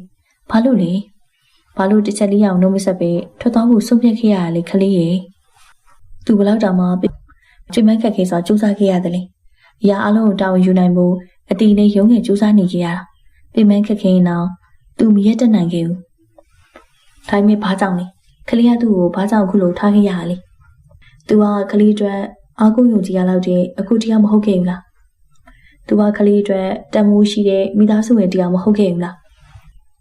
သူကအခုလိုအလွယ်တကူစွန့်ပစ်ချက်ထားခဲ့ရလောက်အောင်အပြင်မပို့ခဲ့ဘူးလားသူကကလေးအတွက်တကယ်ပဲဘာမှအရေးမပါခဲ့ဘူးလားအဲ့ဒီတွေကိုတွေးလိုက်ပြီးတော့ဒုံကလွှဲစင်လာတဲ့မြေစာတွေကိုလက်နဲ့ခက်ချမ်းချမ်းတုပ်ပြလိုက်မိရောတယ်ကို ကိုခလေးကိုစွန့်ပစ်ခဲ့တာမဟုတ်ဘူးနော်ခလေးကကိုစွန့်ပစ်ခဲ့တာခက်တူတူရီယူပြီးတော့လေစိတ်ထဲကထွက်ခွာသွားတဲ့ဒူးရဲ့နှုတ်ခမ်းမှာထီမထီမဲ့ပြုံးတကူကကက်ခုန်နေခဲ့တော့တယ်ကိုနေ့ကြာပြီးနောက်မှာတော့ Happy birthday to you Happy birthday to you ခလေးမွေးနေ့မလုပ်ချင်လို့ပြောထားရလေမမီအိမ်ထဲဝင်ချင်းအမောင်ကျသွားပြီးတော့ရုတ်တရက်ပေါ်လာတဲ့ဖြောင်းနိုင်မီလေးနဲ့ကိမှုကကျိန်လေးရဲ့တက်ကြွနေတဲ့စိတ်ကိုပြင်းထန်စွာရိုက်ချိုးပစ်လိုက်တယ်လို့မို့ခမမပြောလိုက်ပြီးတော့ဒေါ်တီယာနေကထိမရအောင်မျက်နှာပြင်ယူသွားပြီးတော့ဦးတီယာမီကခေါင်းကိုဖြင်းရင်းစွာခိုင်းရလိုက်တော့တယ်။တင်းလိုက်တော့နေကိုလူညစာပဲစားကြတာပေါ့။တမီပြမစားလာခဲ့ပြီးတဲ့အရင်ဝင်လာတော့မယ်။တမီကြိုက်တဲ့ဒေါ်တီယာနေစကားမျိုးမဆုံးလိုက်ပါဘူး။အပေါ်တက်ကိုပြေးတက်သွားပြီးတော့သူမခန်းထဲတန်းဝင်သွားပြီးတကားကိုစောင်းပိတ်သွားတဲ့ကျိန်လေးကြောင့်သူမတပြင်းသာချလိုက်မိရောတယ်။ဒေါ်တီယာနေကသားသမီးမရနိုင်သူတရားပါဒါကြောင့်သူမခင်မွန်ရဲ့တွေးသားဖြစ်တဲ့ကျဲလေးကိုသမီးရင်းတို့ချစ်ပါတယ်ကျဲလေးကရောက်စားတော့အရန်ကိုလိမ္မာနာခဲ့ပြီးတော့လူညက်သိမ်မှုရဲ့မင်းလေးတရားပါပညာရေးမှာထွေးကြုံထက်မြက်ပြီးတော့ထိုင်းနိုင်ငံရဲ့ထိပ်တန်းတက္ကသိုလ်မှာစီးပွားရေးဆိုင်ရာဘာသာရပ်ကိုသင်ကြားပြီးတော့တော်လက်တက်ကြတဲ့စေကျော်တဲ့တက္ကသိုလ်ကျောင်းသူဘဝဖြစ်တိုင်းနေပဲတရားမှာတော့ယူထီရဲ့ကြီးသူမဟာအပြုံးရည်မရှိပြီးခဲ့တဲ့ဆက်ဆံခံရတဲ့မင်းလေးဖြစ်ပြောင်းလဲသွားခဲ့အိညာမွေးနေ့ရှင်မပါတဲ့ညစာစားဝိုင်းလေးမှာဒေါ်တီယာနေတို့ဇနီးမောင်နဲ့နှစ်ယောက်ကတိတ်ဆိတ်စွာပဲညစာစားပြီးခဲ့တယ်။ Happy birthday baby ကိုရဲ့ Instagram story ရာစာတန်းလေးကိုကြည့်ပြီးတော့သူမပါပြင်ပေါ်မြေတွေစီးကြလာခဲ့။ဒီနေ့ဆို9နှစ်ပဲ။ကိုရဲ့ဆူတောင်းစာလေးကသူမကိုယူရနေခဲ့တာတော့မဟုတ်ပါဘူး။ထူးဆန်းတိုက်ဆိုင်စွာပဲကိုရဲ့သမီးလေးဟာကျေကလေးနဲ့မွေးရတူနေခဲ့ရလေ။လွန်ခဲ့တဲ့9နှစ်ကသူမတက္ကသိုလ်ကျောင်းပြီးလို့မြန်မာနိုင်ငံမှာအလုပ်ပြန်လုပ်မယ်လို့ဒေဒီစီကိုခွင့်ပြုချက်တောင်းခံခဲ့ကိုနဲ့ဖေဖေကိုပြန်တွေ့ရတော့မှမို့သူမအရန်အောင်ပဲဝမ်းသာပျော်ရွှင်ခဲ့ရပေမဲ့သူမလေးစိတ်မစင်းခင်နိုင်ပိုင်းလောက်လိုမှာပဲရုတ်တရက်ကြီးကိုလက်ထက်လိုက်တဲ့တဲ့တင်ကိုကြားလိုက်ရတယ်သူမကဘာကြီးကအမောင်လေးကိုနောက်ပြန်နေကြသွားသလိုခံစားလိုက်ရတယ်ကိုမှသူမမဟုတ်ဘဲနဲ့တခြားသက်ဆိုင်သူရှိနေခဲ့ပြီလေသူမဘဝမှာတော့ကိုတယောက်သာရှိခဲ့ပြီမဲ့ကိုမှအိနီကသူမနာကျင်ဝင်နေစွာငိုကြွေးခဲ့ပြီးနောက်တရက်မှာတော့သူမတေချာစွာဆုံးဖြတ်ချက်ချလိုက်တော့တယ်။သူမရင်းချက်တင်နေပြီးတော့ကိုအကူအညီပေးနိုင်တဲ့ထက်မြက်တဲ့မိမတယောက်ဖြစ်အောင်ကြိုးစားမယ်လို့ဒါကြောင့်သူမကြိုးစားတယ်။ပုံပြီးကြိုးစားခဲ့တယ်။အလုပ်တင်ဘဝကနေစပြီးတော့လက်ရှိရာထူးတစ်ခုမှာအခြေတခြားတည်ငြိမ်တဲ့အထိအလုပ်တစ်ခုတွေကိုအာရုံစိုက်ပြီးတော့ကြိုးစားခဲ့တယ်။တစ်ဖက်ကလည်းကိုနဲ့ဖေဖေရဲ့တဲ့တင်ကိုမျက်ကြည့်မပြတ်အောင်အမြဲစုံစမ်းနေခဲ့မိတာမို့ဖေဖေမကျမ်းမာတဲ့ဒီနေ့တွေ့ရင်မှာထိုးတက်လာတဲ့ပြိုင်ပွဲစည်းပွားရေးလုပ်ငန်းတွေနဲ့သစ္စာမရှိတဲ့ရှေ့ရရှိနေကြရိုင်းနေသွားတဲ့တကုံအင်ပါယာလုပ်ငန်းစုကိုကခက်ခက်ခဲပဲပြန်လေထူထောင်ပြီးတော့ရှေ့ဆက်နေရတာကိုသိခဲ့ရတယ်။အခုတော့သူမအနေနဲ့ကိုကူညီနိုင်ဖို့အတွက်စီးပွားရေးစီမံခန့်ခွဲမှုနဲ့ပတ်သက်တဲ့ပညာရပ်တွေကိုလေ့လာသင်ယူပြီးခဲ့တဲ့အပြင်လုပ်ငန်းအတွေ့အကြုံနဲ့အရေးချင်းတွေပြည့်စုံနေခဲ့ပြီမို့မကြခင်မှာကိုရဲ့အနာကိုပြန်သွားပြီးတော့ကိုအတွက်အကူအညီဖြစ်ရည်တည်ပြရလိမ့်မယ်။တိတ်မကြခင်အချိန်မှာပေါ့။အမီးအိပ်ပျော်သွားပြီလား။ထွက်သွားစမ်း။သူခက်ကြီးလေးတဲ့နဲ့သူမအောင်မောင်းထုတ်လိုက်တော့ဧကလူရအယောင်ရင်းနှုတ်ခမ်းကိုတစ်ချက်မိကပခုံးထုတ်ပြီးတော့တမီခန်းထဲကပြန်ထွက်သွားတယ်။ဒီဆိုင်စွာအိပ်ပျော်နေတဲ့တမီငယ်ကိုပန်းအောင်ဆောင်တူလေးဆွဲချုပ်ပြီးလိုက်ပြီးတော့အခန်းမီကိုပိတ်ပြီးတကားစိန်နေသူ့အပြင်ကိုပြန်ထွက်လာခဲ့လိုက်တော့တယ်။အောက်ထပ်အိမ်ကမှာထိုင်ဆောင်နေလောက်မဲ့ဧကရီစီကိုမသွားခင်မင်းနဲ့ချင်းဆိုင်အခန်းစီအရင်ဝင်လာပြီးမှအောက်ထပ်ကိုဆင်းလာခဲ့လိုက်တော့တယ်။ဘသူသိမနေတော့တကုံအင်မာယာရဲ့စက္ကန့်သူတခင်လေးကအိမ်မှာဆိုအရန်တော်တွေကလေးထင်းတယောက်ဖြစ်နေတာအဖိုးစကားရင်ပြောနေပတ်စံယူပြီးထွက်သွားတော့နောက်တခါအင်ဦးလာကြမလို့ရုံးခက်မှလာယူရင်ရပြီဆိုပါဘောပတ်စံအိုတအုပ်ကိုပြစ်ချပေးပြီးတော့ခက်ပြပြပြောကလက်နောက်ပြင်းနဲ့အိမ်မော်ပြန်တက်ဖို့ဖြစ်နေတဲ့ဒူးရဲ့မျက်နှာပကတိအေးဆက်နေရမို့ဧကရိယာထားရလိုက်ပြီးရှင်ကျမကိုဒီလိုဆက်ဆံလို့မရအောင်တော့ဒူးရှင်ဘလို့ပဲမပတ်သက်ချင်နေပါစေတမီးကကျမသမီးကိုကျမဝမ်းနဲ့လွယ်မွေးထားခဲ့တာမင်းကသမီးကိုမွေးခဲ့တာမှန်နေဒါပေမဲ့မင်းကသမီးမိဖြစ်ဖို့တန်လို့လားဤကွေရှင်ဘာစကားသမီးကိုမွေးခဲ့တာမင်းစီးပွားလုပ်ဖို့အတွက်ပဲမင်းလိုချင်တဲ့ဘဝတစ်ခုအတွက်မင်းလိုချင်တဲ့ပတ်စံအတွက်ပဲနိအခုမင်းလိုအပ်သလားငါပေးထားတာပဲအဲ့ဒါမင်းသမီးကိုမွေးပြီးခဲ့တဲ့တန်ကြီးပဲကျန်တာမင်းနဲ့မဆိုင်ဘူးငါသမီးကိုမင်းချစ်ဖို့မတန်ဘူးဤကွေဒေါသမျိုးတိတ်ထားတဲ့လေတန်းနဲ့ခက်တူတူပြောပြီးတော့ ခြေလန်းကျိတ်ရည်နဲ့အပေါ်ထက်စီကိုပြန်တက်သွားတဲ့ဒူးကိုကြည့်ပြီးတော့သူမမျက်လုံးထဲမှာမြေရီကပြိလာခဲ့ရတယ်။တခါတည်းမှာဒူးကိုတိတ်တိတ်လို့ကြည့်ရတဲ့သူမသမီးလေးတော့မနာလို့ဖြစ်ရလောက်အထိသူမကဒူးကိုကြည့်ပြီးမြင်ဒူးစီကအေးဆက်တဲ့ကြည်ရည်နဲ့ရက်ဆက်တဲ့စကလုံးတွေကိုသာပြင်ရတတ်တာမို့ရှင်နာရပေါင်းလေးများလာပါပြီ။ဒီစိတ်ငြိမ်သက်တဲ့ညမှာကျိုးဆိုသူမဲ့အင်ကြီးရဲ့အနေမှာတော့သူမတယောက်တည်းကြင်ရင်းနေခဲ့တော့စူပါဘွားငွေတစ်ထက်ကသူမကိုလှောက်ရင်းနေသလိုပဲအိမ်ငွေတို့ကောက်ယူပြီးတော့အီဂရီအိမ်ကြီးကနေပြန်ပြီးတော့ပြေးထွက်သွားတာကိုကြည့်နေဦးတင်ကိုဦးကမီလီနီရဲ့တားဖြစ်သူရဲ့စာကြည့်ခန်းစီကိုရှောက်လာခဲ့လိုက်တော့တယ်။ဝင်ခဲ့ပါ။ဒါအီဂရီလာသွားလား။ဘာဖြစ်လို့လဲဖေဖေရဲ့။သူဖေဖေကိုဘာလာပြောလို့လဲ။ဖေဖေအိယာနိုးသွားလား။ဖေဖေတင်းနိုးထလာရင်ねသူအိမ်ထဲကနေထွက်သွားတာတွေ့လို့ပါ။ဒါတို့စကားများကြပြန်ပြီလား။ဒီလိုပါပဲဖေဖေဟာ။ဖေဖေစောစောပြန်အိမ်အောင်လေ။အကြီးကိုရှာဖွေပြီးတော့စကားကိုပါအဆုံးသတ်လိုက်တဲ့တားဖြစ်သူကိုဦးတင်ကိုကဘာမှစမပြောနိုင်တော့ပါဘူး။အီဂရီဆိုတာသူမကျမ်းမာတဲ့အချိန်ကအနားမှာအသေးစိတ်ကအစားဂူရဆိုင်ပြုစုပေးခဲ့တဲ့သူနာပြုမလေးပါ။ကျင်နာတက်ပြီးတော့ရှင်ကြီးလာဖသူမို့ဒါသူနဲ့လက်ထပ်မယ်လို့ဆိုတာတော့သူမတားဆီးခဲ့မိပါဘူး။တောင်းငယ်ငယ်ရွယ်နဲ့အိမ်တော်မပြုစေလို့ပြီးမြင်အီဂရီလိုမိန်းကလေးတယောက်နဲ့မိသားစုဘဝလေးကိုမြင်ကျင်မိရတော့ဖခင်တယောက်ရဲ့ဆန္ဒပါ။လက်ထပ်ပြီးနောက်ပိုင်းမှာသူတတိထားမိတာတားနဲ့အီဂရီကချစ်ခင်ပျော်ရွှင်နေတဲ့ဇနီးမောင်နှံနေနဲ့မတူဘဲနဲ့တံပတ်ပေးထားတဲ့စိတ်ရုပ်တွေလိုနေ့စဉ်တူရှိနေကြရုံပါပဲအလုပ်တွေထဲမှာစိတ်ရောကိုယ်ပါနှိမ့်မြုပ်နေခဲ့တဲ့တာဖြစ်သူဟာဇနီးတဲ့နဲ့အတူရှိနေကြနေပါလုံးနေတိတ်မကြခင်မှာမြင်းလေးမွေးတော့ဦးတင်ကိုနဲ့တာဖြစ်သူရဲ့အိမ်တော်ယူသူတင်ထားတဲ့လောက်စိတ်မှုစရာ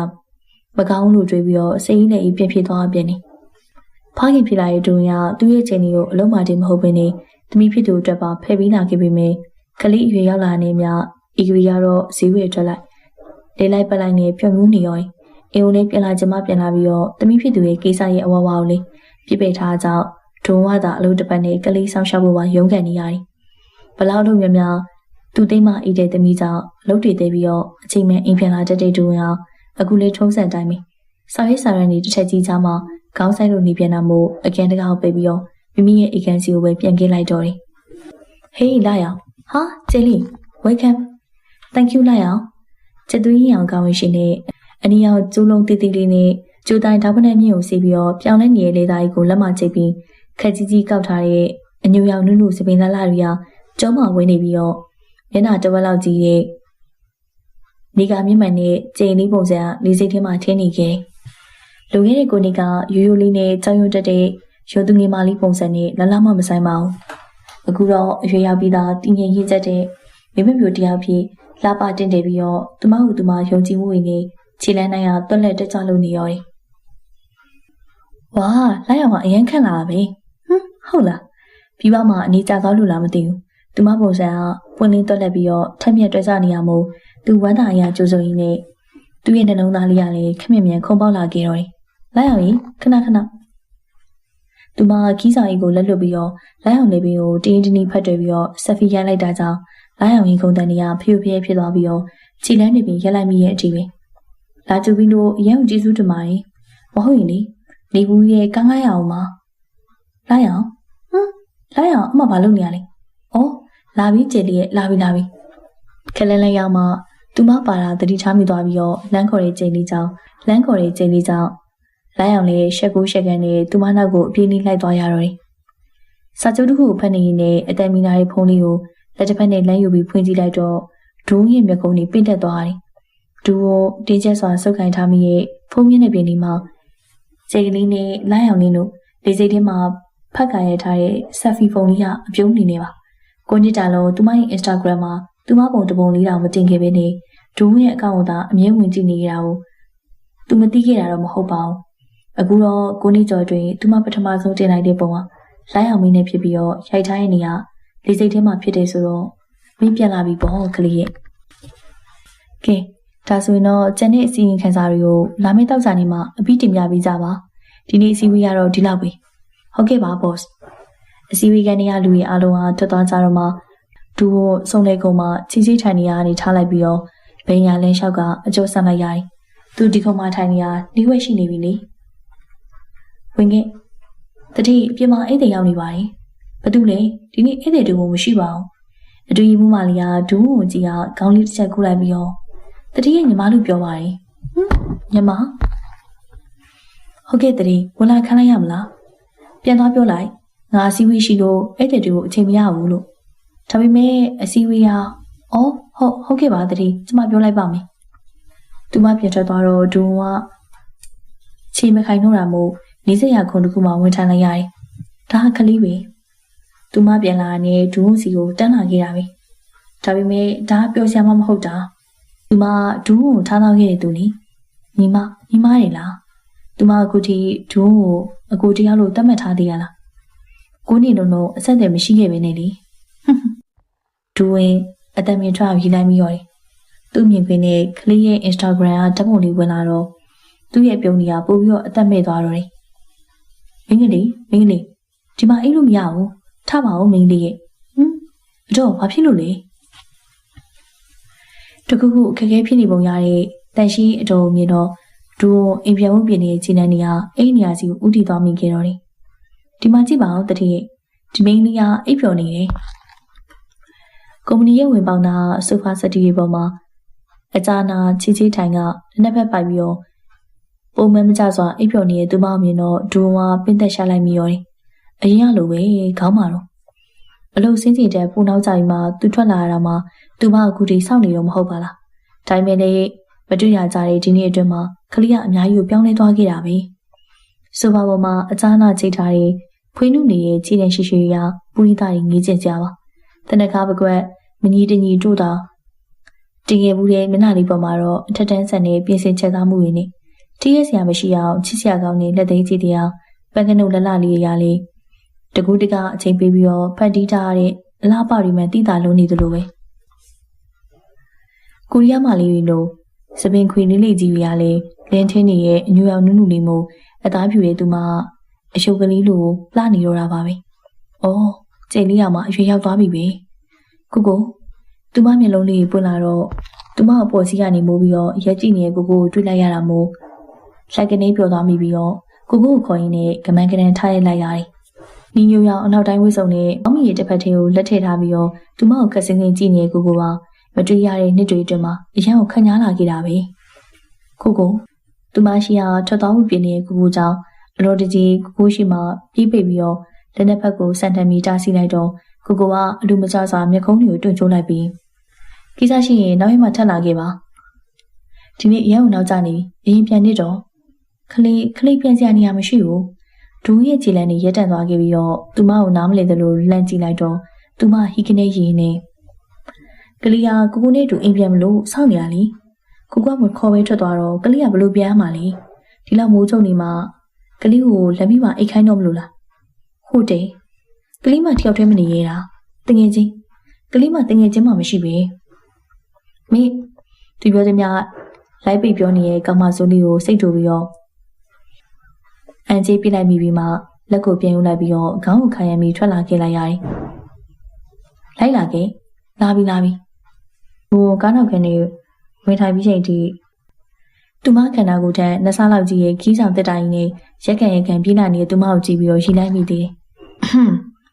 အပြေမတော်တော့တဲ့သူမရဲ့အခြေအနေကြောင့်မနေတာတော့ဘဲနဲ့ဒူဝါချောင်းရလိုက်တော့အလိုက်တီးရဲ့လက်ထောက်ကိုရှိဒူဝါကားပေါ်ကနေဆင်းပြီးတော့သူမရဲ့ခီးဆောင်အကြီးကိုကူးသိပြီးကားနောက်ပုံနဲ့ထည့်ပြီးလိုက်မှသူမကားပေါ်အမောတကောတက်လာပြီးတော့အမလေးပူလိုက်တာဟူးကားလေးမောင်းထွက်လာတော့အဲကုန်းလီနဲ့အေးဆက်နေတဲ့ကားတွေမှာတစ်နှစ်ဖက်နဲ့သူမကိုသူမခက်ကချွေးစီချွေးပေါက်ကြနေသူမကြောင့်ဒူဝါတစ်ဖက်နေပြီးတော့မပြုံးမဲမနေနိုင်တော့ပါဘူးဖေးပြန်လာပြီလားအိမ်ထဲဝင်ချင်းမြင်လိုက်ရတဲ့ကလေးမကြောင့်ခြေကလေးရဲ့ခြေလမ်းတွေကရက်တန့်သွားပြီမဲ့ကိုကတော့မျက်လုံးလေးပုတ်ကအချင်မူတူဖြစ်နေတဲ့ကလေးမလေးစီကိုအပြေးတစ်ပိုင်းရောက်သွားပြီးမိုးစိုးဒူးတော့ထိုင်ကြပြီးတော့ပြိဖက်လိုက်ရင်းနဲ့အိုးဖေးတနန်လေးကအခုထိမအိတ်သေးဘူးလားကိုကကျင်နာနေထွေးဆောင်ပွေးချလိုက်တဲ့ညာကြီးကောင်လက်လာလေးနဲ့ကလေးမလေးကကိုသမီးလေးတက်တန့်ခွင်းမော်ဒီမမကဘာတူလဲဖေးရဲ့မျက်လုံးဝိုင်းလေးတွေကလေးနဲ့ကလေးကိုလန့်ကြည့်ပြီးတော့ချစ်စပွဲမိတာတော့သူမအတက်နိုင်ဆုံးဖော်ရည်စွာပြောပြလိုက်ရင်းနဲ့ဒီတရားသမီးလေးရဲ့ဖေရဲ့ညီတနက်နေ့အိတ်ဆင်ရောက်နေပြီနော်ညနေဒီမအေးရင်မနေ့ပြန်လို့တော့မလာပဲနေလိမ့်မယ်လာဖေးသိမ့်မယ်ဒေါ်ကြီးထွေလာပါပြီ ဒေါ်ကြီးကလူမရောက်ခင်အတန်ရင်ထွက်လာတော့ကိုကသူ့ရဲ့သမီးငယ်ကိုကြည့်ပြီးတော့အပေါ်ထက်ကိုတက်သွားတော့တာမို့ကလေးတယောက်တည်းအိတ်ခမ်းနေမှာမြည်နေဝဲကကြံခဲ့ရတော့တယ်။သစင်းဆန်လိုက်တာကိုရဲ့ဒီလောက်ထိသစင်းလိုဆက်ဆံမှုလူလား။ဟဲ့သမီးကျင်းလေးဘယ်တော့ပြောင်းလာလဲ။ဒေါ်ကြီးကဝမ်းသာရနှုတ်ဆက်ရင်းနဲ့ကလေးရဲ့လက်တွေကိုစုပ်ကန်လာတော့ကလေးကဝမ်းနေဝမ်းသာအငြိစွာမြည်ချမိပြီးတော့ကလေးဒီနေ့ပဲပြောင်းတာပါဒေါ်ကြီးရဲ့ကိုနဲ့တူတူလိုက်လာတာ။အော်သမီးအိတ်တွေလည်းပါလာလား။ဒီမှာလာပြန်နေရောမလား။မသိသေးပါဘူးဒေါ်ကြီးရဲ့။အိုးဒါတွေမပြောတော့ပါဘူး။ဖြည်းဖြည်းချင်းမော့။သမီးခီးဝေးရလာတာပြမနေတော့ပြီ။လာအနားယူကိုအခန်းပြင်ပေးမယ်။ဒေါ်ကြီးရဲ့နှွေးထွေးတဲ့ကြိုးစုံမှုနဲ့အတူအင်ကြီးရဲ့ပေါ်ထက်ကဧည့်သည်ခန်းတစ်ခုမှာသူမနားကိုဝင်ရရင်သမီးရဲ့အရင်ခန်းကမောင်တူကိုအခန်းနေပြီးတော့တက်တက်လေးအတွက်အခန်းလုပ်လိုက်တာကြာပြီ။ဟုတ်ကဲ့။ကဲသမီးကျယ်လေးနားတော့နော်။မနေ့မနေ့ကသမီးကြိုက်တဲ့မိုးကားလေးမနေ့ကချက်ထားပြီးမယ်သိလား။ကျေးဇူးတင်ပါတယ်ဒေါ်ကြီးတို့ရဲ့ဒေါ်ကြီးပြန်ထွက်သွားတော့တိတ်ဆိတ်သွားတဲ့အခန်းထဲမှာသူမတယောက်တည်းကငုံငုံငန်ငန်ကြင်ခဲ့မိရော။သူမအိမ်မက်ထဲမှာတော့အမြဲပြန်လာကြည့်ခဲ့တဲ့အိမ်ဟာသူမအတွက်အသစ်ထမှန်ပြန်လေစိမ့်သက်နေတဲ့ခန်းစားချက်ကြောင့်အိယာပေါ်မှာညှင်သာစွာလေးကြရင်နဲ့အတိတ်ကပျော်ရွှင်စရာအမတ်တရားတွေကိုသာအချင်းချင်းပြန်ပြီးတော့တွေးနေမိရောတယ်။လက်စားသက်တော့အတိတ်တွေကရုံမထွက်နိုင်နေသူဟာခလေးတယောက်တည်းပါလား။ကိုကပြောင်းလဲသွားပြီ။အတိတ်တွေကလည်းပြောင်းလဲသွားပြီ။နောက်လာမယ့်အနာဂတ်ကရောခလေးမျှော်လင့်ထားသလိုဖြစ်လာနိုင်မှာမလား။ခလေးလူချင်းနဲ့ပျော်ရွှင်နှွေးထွေးမှုတွေခလေးလူချင်းနဲ့ခလေးတို့ရဲ့မိသားစုခလေးလူချင်းနဲ့ကိုရဲ့ပြုံးနေကလေးဆုံးရှုံးသွားတဲ့အရာတွေကိုပြန်လည်ရှာဖွေဖို့အခွင့်အရေးရှိနိုင်ပါအောင်မလားကိုကလေးဘာလို့ရတော့မလဲဖွားတွေ့တနက်ကိုမနှက်စာပြင်ပေးပါဘိုက်ဆိုင်စကားတန်လုံးနဲ့ကိုရဲ့သမီးလေးကိုကြည့်နေကလေးကပြုံးလိုက်မိရောတယ်မနှက်စောစောမှာပင်တနက်ကားပွေးသားနဲ့စပင်းလေးနှစ်ဖက်ကိုအညီခွဲစီးထားတဲ့သူမလေးရောက်ပန်းရောင်ကားဝင်လေးနဲ့တက်ရှိအယုံလေးပမာပါတမင်းစပွဲမှာထိုင်နေတဲ့ကလေးကိုလည်းမျက်လုံးလေးနဲ့ခိုးကြည့်သွားပြီး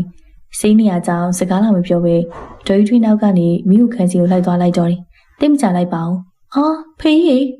းမိကိုခန်းနဲ့ထိတ်တနဲ့အုံငူတန်ကြောင်းသူမအမြန်ထားပြီးတော့အပြေးလေးဝင်သွားကြည့်လိုက်တော့ဟဲသမီးလေးတစားစီပြန်ကျင်းနေတဲ့ဖန်ခွက်အကွဲစားရီပြီးမှကြောင်းလက်တကြားထိုင်ကငိုကြွေးနေတဲ့ကောင်မလေးစီကိုကလေးကအလောတကြီးရှောက်သွားလိုက်တော့သူမခြေထောက်တွေစက်ကနေပဲ။အနေငယ်တွန့်သွားတဲ့ခြေနှမ်းတွေကြောင့်သူမကိုထင်းထန်စွာကြည့်နေတဲ့တက်တန်လေးကို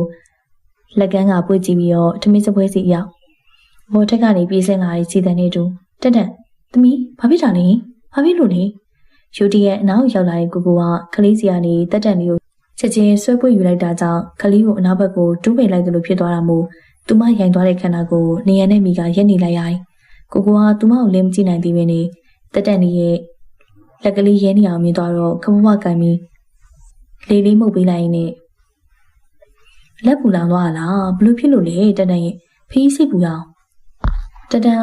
်ဖေးအတွက်ကော်ဖီခွက်ယူပေးတာပြုတ်ကျသွားလို့နောက်ဆိုအဲ့လိုပူရင်မကန်ရအောင်တော့တနက်အရင်အနေအများကြီးလေဟုတ်ကဲ့လာဖေးတို့စေးမြန်ထည့်ရမယ်ဒီမှာခဏဆောင်တော့ဖေးစေးသွားယူလိုက်မယ်နော်ဟုတ်ကဲ့ကိုကပေါ်ထက်ကိုပြက်ပြေးတက်သွားတော့ခုံမထိုင်ချင်နေခဲ့တဲ့တက်တန်ကြီးကသူမကိုလမ်းကြည့်ပြီးတော့မျက်လုံးလေးတွေမိမ့်သွားတဲ့အထိပြုံးပြနေရမို့သူမလည်းပြန်ပြီးတော့ပြုံးပြလိုက်ပြီးခုံဝါအိမ်လေးနဲ့ဖုန်းကိုယူပြီးတော့တဖြည်းဖြည်းချင်းနှမ်းရှောက်ပြီးတော့အိမ်ကနေထွက်လာခဲ့လိုက်တော့တယ်။သူလီကားတစ်တွေကနေခမိမင်းဆင်းလာလိုက်တော့ထမင်းစားကန်အဝမှာသွေးဆက်တွေမြင်လိုက်ရတာမို့ချီနှန်းနေရက်ပြီးတေချာကြည့်လိုက်တော့ထမင်းစားကန်တွေကနေမိဟုကန်တီရောက်လာတယ်။ခရီးချေရနဲ့သွေးဆက်တွေကမိဟုဆောင်ကပြန်ကျင်းနေတဲ့ကော်ဖီဖန်ခွက်အကွဲနဲ့ကျန်းမြေမော်ရွှဲချနေတဲ့အငွေ့ထားနေတဲ့ကော်ဖီယူတွေကစပြီးတော့ပေါ်လာခဲ့ကြမှာ။ဒါသူသမီးကိုစိတ်နှိမ်ပေးပြီးတော့အပေါ်ချက်ကိုယူလာခဲ့တဲ့စိတ်ကူးလေးကိုချပြီးတော့ခုနနေရာမှာမရှိတော့တဲ့ကလေးကိုဝေဝဲကြည့်ကလိုက်ရှာလိုက်ပြီးတော့အရေးကြီးကြည့်တတ်တဲ့သမီးလေးဟာအန်တီကခုနအပြင်ထွက်သွားပြီဖေးရဲ့။အော်ဟုတ်လား။လာလက်ဆာစားပြီးတော့ကြောင်းကားကြမယ်နော်။ဟုတ်ကဲ့။တော်သေးလို့အများကြီးထိမသွားတာ။ဘာလို့ဂင်းမဆိုင်တာလဲခြေလေးရဲ့။စီးကဲကနေပြန်ထွက်လာတော့ဆွေးစွာနဲ့ခတူတူရီယူလိုက်တဲ့လိုက်အောင်ရဲ့အတန်ကြောင့်တက်တန်လေးကိုစိတ်ပူနေတဲ့ကိုရဲ့ပုံရိပ်ကကလေးရဲ့အတူတွေကိုထပ်မံဝင်ရောက်လာပြန်နေ။ကိုက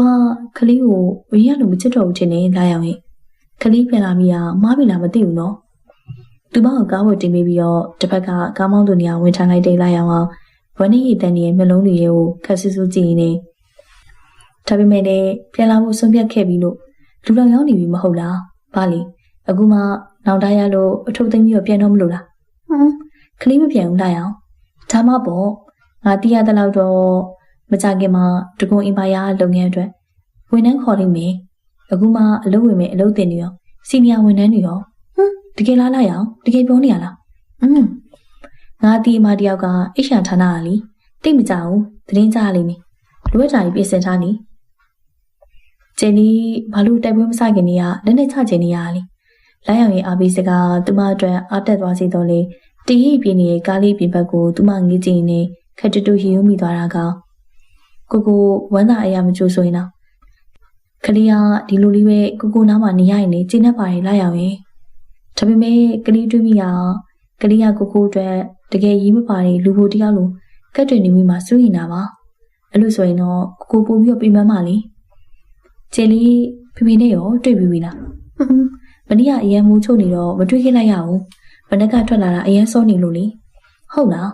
ဒါဆိုအခုအိမ်မပြန်ခင်ကျင်းလေးဖေဖေကြိုက်တတ်တာကြီးဝင်သွားကျင်သေးလားသူအလိုက်တတိစကားလမ်းကြောင်းလေးလိုက်တော့သူမမျက်နှာလေးကချစ်ချင်းရွှင်လန်းလာပြီးတော့ကလေးတယောက်လိုခေါင်းလက်ဆက်နေကထောက်ခံလိုက်တာကြောင့်ကားလေးကိုနီးစက်ရစီတီမက်စီကိုဥတီလိုက်တော့တယ်။ချက်လေးကိုကားလေးကိုဝင်လိုက်တာနဲ့သူမြင်လိုက်ရတဲ့မြင်ကွင်းကြောင့်ဒူးရဲ့မျက်ကုန်းတွေကလူမကျစွာပဲတွန့်ချိုးသွားခဲ့ရတယ်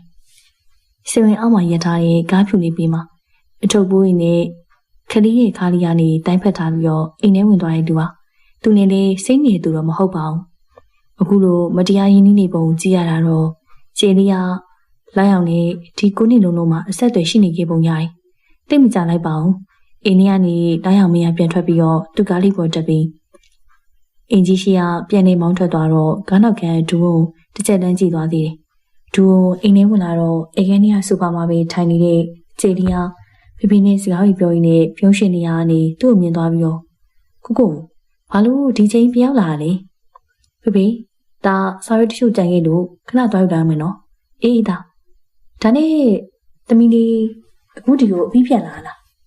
သမီးခုမှဘလူးနေခဲ့လေဖေဖေကိုပြောပြပါဦးအေးပါဦးဖေဖေရဲ့ခလေးအတီးလေးသွားစိတ်လိုက်အောင်မယ်နော်လက်ဆက်တုံးလေးဖေဖေစားလို့ရအောင်လေဖေဖေမစားကြပါဘူးသမီးရဲ့စကားရင်ပြောအောင်ပါဟုတ်ကဲ့ဖေဖေကျမကြီးကတက်တာတလောက်ရှိခဲ့ပြီပေမဲ့အရင်ကလိုတန်မာဖြစ်နေစွာမလှုပ်ရှားနိုင်တော့တဲ့ဖေဖေကိုကြည့်ပြီးတော့ခလေးကဝမ်းနေမြေဝေးတက်လာခဲ့ရပေမဲ့အာတိန်ကပြုံးနေစကားတွေဖောက်ဖွဲ့နေမိဖေဖေစီကအာရဝန်တာရီမောတန်တွေကထပ်ပေါ်လာတာကိုနားထောင်နေသူမကျမျက်မို့စင်ထိုင်ပြီးတော့ဖေဖေရှိမှလက်ဦးလေးကြည့်လိုက်ပြီး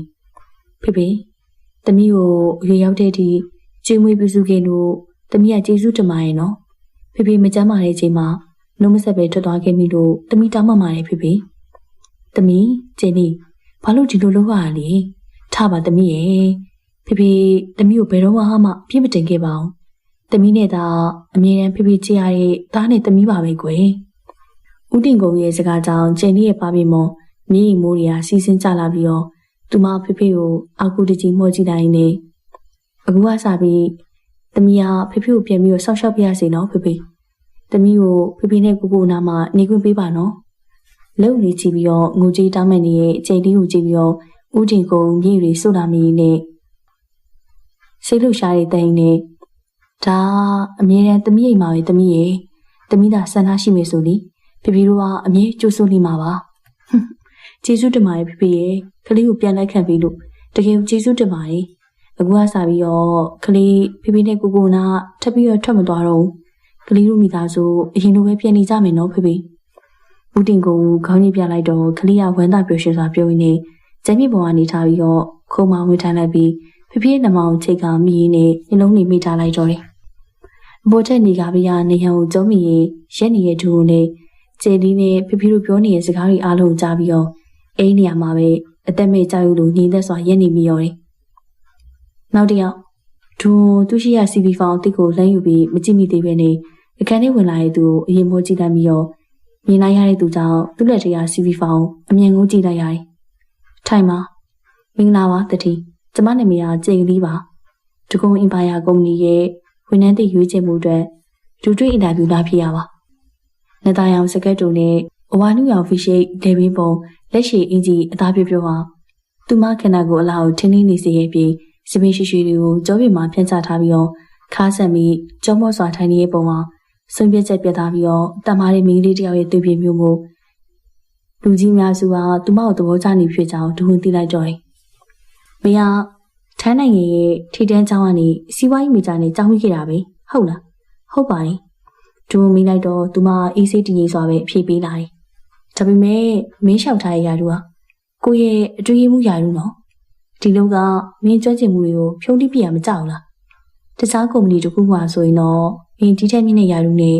လာဆောင်ရနိုင်လိမ့်မယ်လို့ကိုရော့ထင်နေ။ဟုတ်ကဲ့အဲ့ဒါကိုကျမလေးသိပါတယ်။သူမရဲ့ရဲတင်းတွက်လက်လုံးနဲ့အဖြစ်ကြောင့်တခြားလူကြီးသားမကောင်းဒူမေမျက်ခုံးကြီးပြင့်တက်သွားခဲ့ရတယ်။ဒါဆိုဘာလို့ကျမရဲ့ရွေးချယ်မှုကဒဂုံအင်ပါယာဖြစ်နေလို့ပါပဲ။ကျမဒီကုမ္ပဏီရဲ့ဝန်ထမ်းပဲဖြစ်ချင်ပါတယ်။ကောင်းပြီ။မင်းအရင်ဆုံးထွက်သွားပြီပါ။ကိုတို့အားလုံးတိုင်ပင်ပြီးရဲ့အခါရင်တော့ရလက်ကိုကြီးညာပေးပါမယ်။ကျေးဇူးတင်ပါတယ်ရှင်။သူမဒူကိုလည်းမကြည့်ဘဲနဲ့အခန်းပြင်ကိုထွက်သွားတော့ဒူနဲ့အိရှာဌာနတာဝန်ရှိသူတွေလည်းတာဝန်သိရွေးချယ်မှုအတွက်အမှတ်ပေးနဲ့အချိန်တွေတရွေ့ကုန်ဆုံးသွားခဲ့တယ်။ဂုဏ်ယူပါရကျင်းကြီးကျေးဇူးလိုက်အောင်စားအားမနာနဲ့နော်ဒီနေ့ခလေးရတကားခံမှာကောင်းတာပေါ့ဒါဆိုရင်တော့အားမနာနဲ့ဆွဲပြီဟဲ့နောက်ဆုံးတော့ကျင်းကြီးအလိုရှိခဲ့တယ်လို့သူမတကုံအင်ပါယာရဲ့ဝန်ထမ်းတစ်ယောက်ဖြစ်ခဲ့ပြီဒါအပြင်သူမကိုရဲ့အတွေ့အကြုံကိုနားမှာနေပြီးတော့ကိုလူဝဲသမျှကိုဖြည့်ဆည်းပြီးတော့ကိုကူညီပေးရမယ့်အလုပ်မို့သူမအတိုင်းမသိပျော်ရွှင်မိနေရတယ်။လာရအောင်လေကျေးဇူးတင်တဲ့အနေနဲ့ရွှေကောင်းမှာဟောပေါ်ညစာလိုက်ကျွေးနေခြင်းမှာအခုဘလို့နေလဲပျော်တယ်အရန်ပျော်တယ်လာရအောင်ခြေလေးကိုဖဖေလေးလက်ခံလိုက်ပြီကိုနားမှာနေပြီးတော့ကိုကူညီခွင့်လည်းရပြီခြေလေးဒီနေ့ဒီထဲမှာစူးစမ်းခဲ့ရတဲ့အားလုံးရဲ့အကျိုးကျေးဇူးအခုခံစားရတော့မယ်ထင်ပါရဲ့ကောင်းပါတယ်ခြေလေးပျော်ရင်ကိုလေးပျော်ပါတယ်နောက်ဆိုငါတို့မကြခဏဆုံပြီးတော့အတူတူညစာစားကြတာပေါ့ပျော်ရွှင်မြူးထူးနေတဲ့သူမကိုကြည့်ပြီးတော့လိုက်အောင်ကညစာဘလို့ပဲစားဖြစ်မိမှမသိလိုက်ပါဘူးငါပြန်လိုက်ပို့ပြီးမယ်နိရပါတယ်ကျင်းလေးရဲ့ကားပြန်မယ်မိုးချုပ်နေပြီလေလမ်းလေးတက်နေရပဲဟာကျင်းလေးတယောက်တည်းငါစိတ်မချအောင်โอเคသွားကြမယ်လိုက်အောင်ကပေါ်သူမတက်ထိုင်လိုက်တော့မှလိုက်အောင်ကျင်းနေစွာပြောပြီးတော့ကားမောင်းသူနေရာဝင်ထိုင်ပြီးကားလေးကိုကျင်းနေစွာမောင်းထက်လာခဲ့လိုက်တော့သူမဟိရှိကိုရောက်တော့ကားဆက်သက်ပြီးစိတ်မှုလှုပ်နေတဲ့လိုက်အောင်ကိုကြည့်နေသူမခပတ်မြန်ဖြုတ်ပြီးတော့ရလိုက်အောင်အစင်းလေးတော့ပြန်တော့လေခလေးပါသာအိမ်ထဲဝင်တော့မယ်ဒီချိန်ဆိုကိုပြောင်းနေလာပြီတက်တာနော်ကောင်းပေါ်အစင်းပြေးနေလက်တွေပြပြီးတော့ခြံထဲပြေးဝင်သွားတဲ့သူမလေးကိုရီဟာကြည့်ပြီးတော့သူမပွင့်ရည်လေးကရီခွင်းလေးကပျောက်ခဲ့သွားမှလိုက်အောင်ကကားလေးကိုမောင်းထွက်ခဲ့လိုက်တော့တယ်သမီးကျင်လေသမီးပြန်လာရင်မော်ဒိုကသူ့ရဲ့စာပတ်ကံကိုခဏလာခဲ့ပါတဲ့ဟုတ်ကဲ့ကြည်ထွေသူမဒီကားချီလေးတွေကိုအပြေးဖြိုင်နေကိုစာပတ်ကံစီကိုခက်တွတ်ရှောက်လာခဲ့လိုက်ပြီးတော့စာပတ်ကံရှိကိုရောက်တော့အဝေစားနဲ့စပင်းတွေကိုတည်တဲ့အောင်ပြပြင်လိုက်ပြီးမှအခန်းတကားကိုခောက်လိုက်တော့တယ်ဝင်လာခဲ့ပါသူမတကားကိုတွခွင်းကဝင်သွားတော့စာကြီးစပွဲမှာလက်တော့တစ်လုံးနဲ့အလုပ်တွေများနေကိုဟာမျက်မှန်ပေါ်ကနေတစ်ချက်ကြည့်လာပြီးတော့ခဏလေးစောင့်နော်ဒီစာလေးလက်ဆက်တက်လာအောင်မယ်ရတယ်ကိုအေးစီးလေးတော့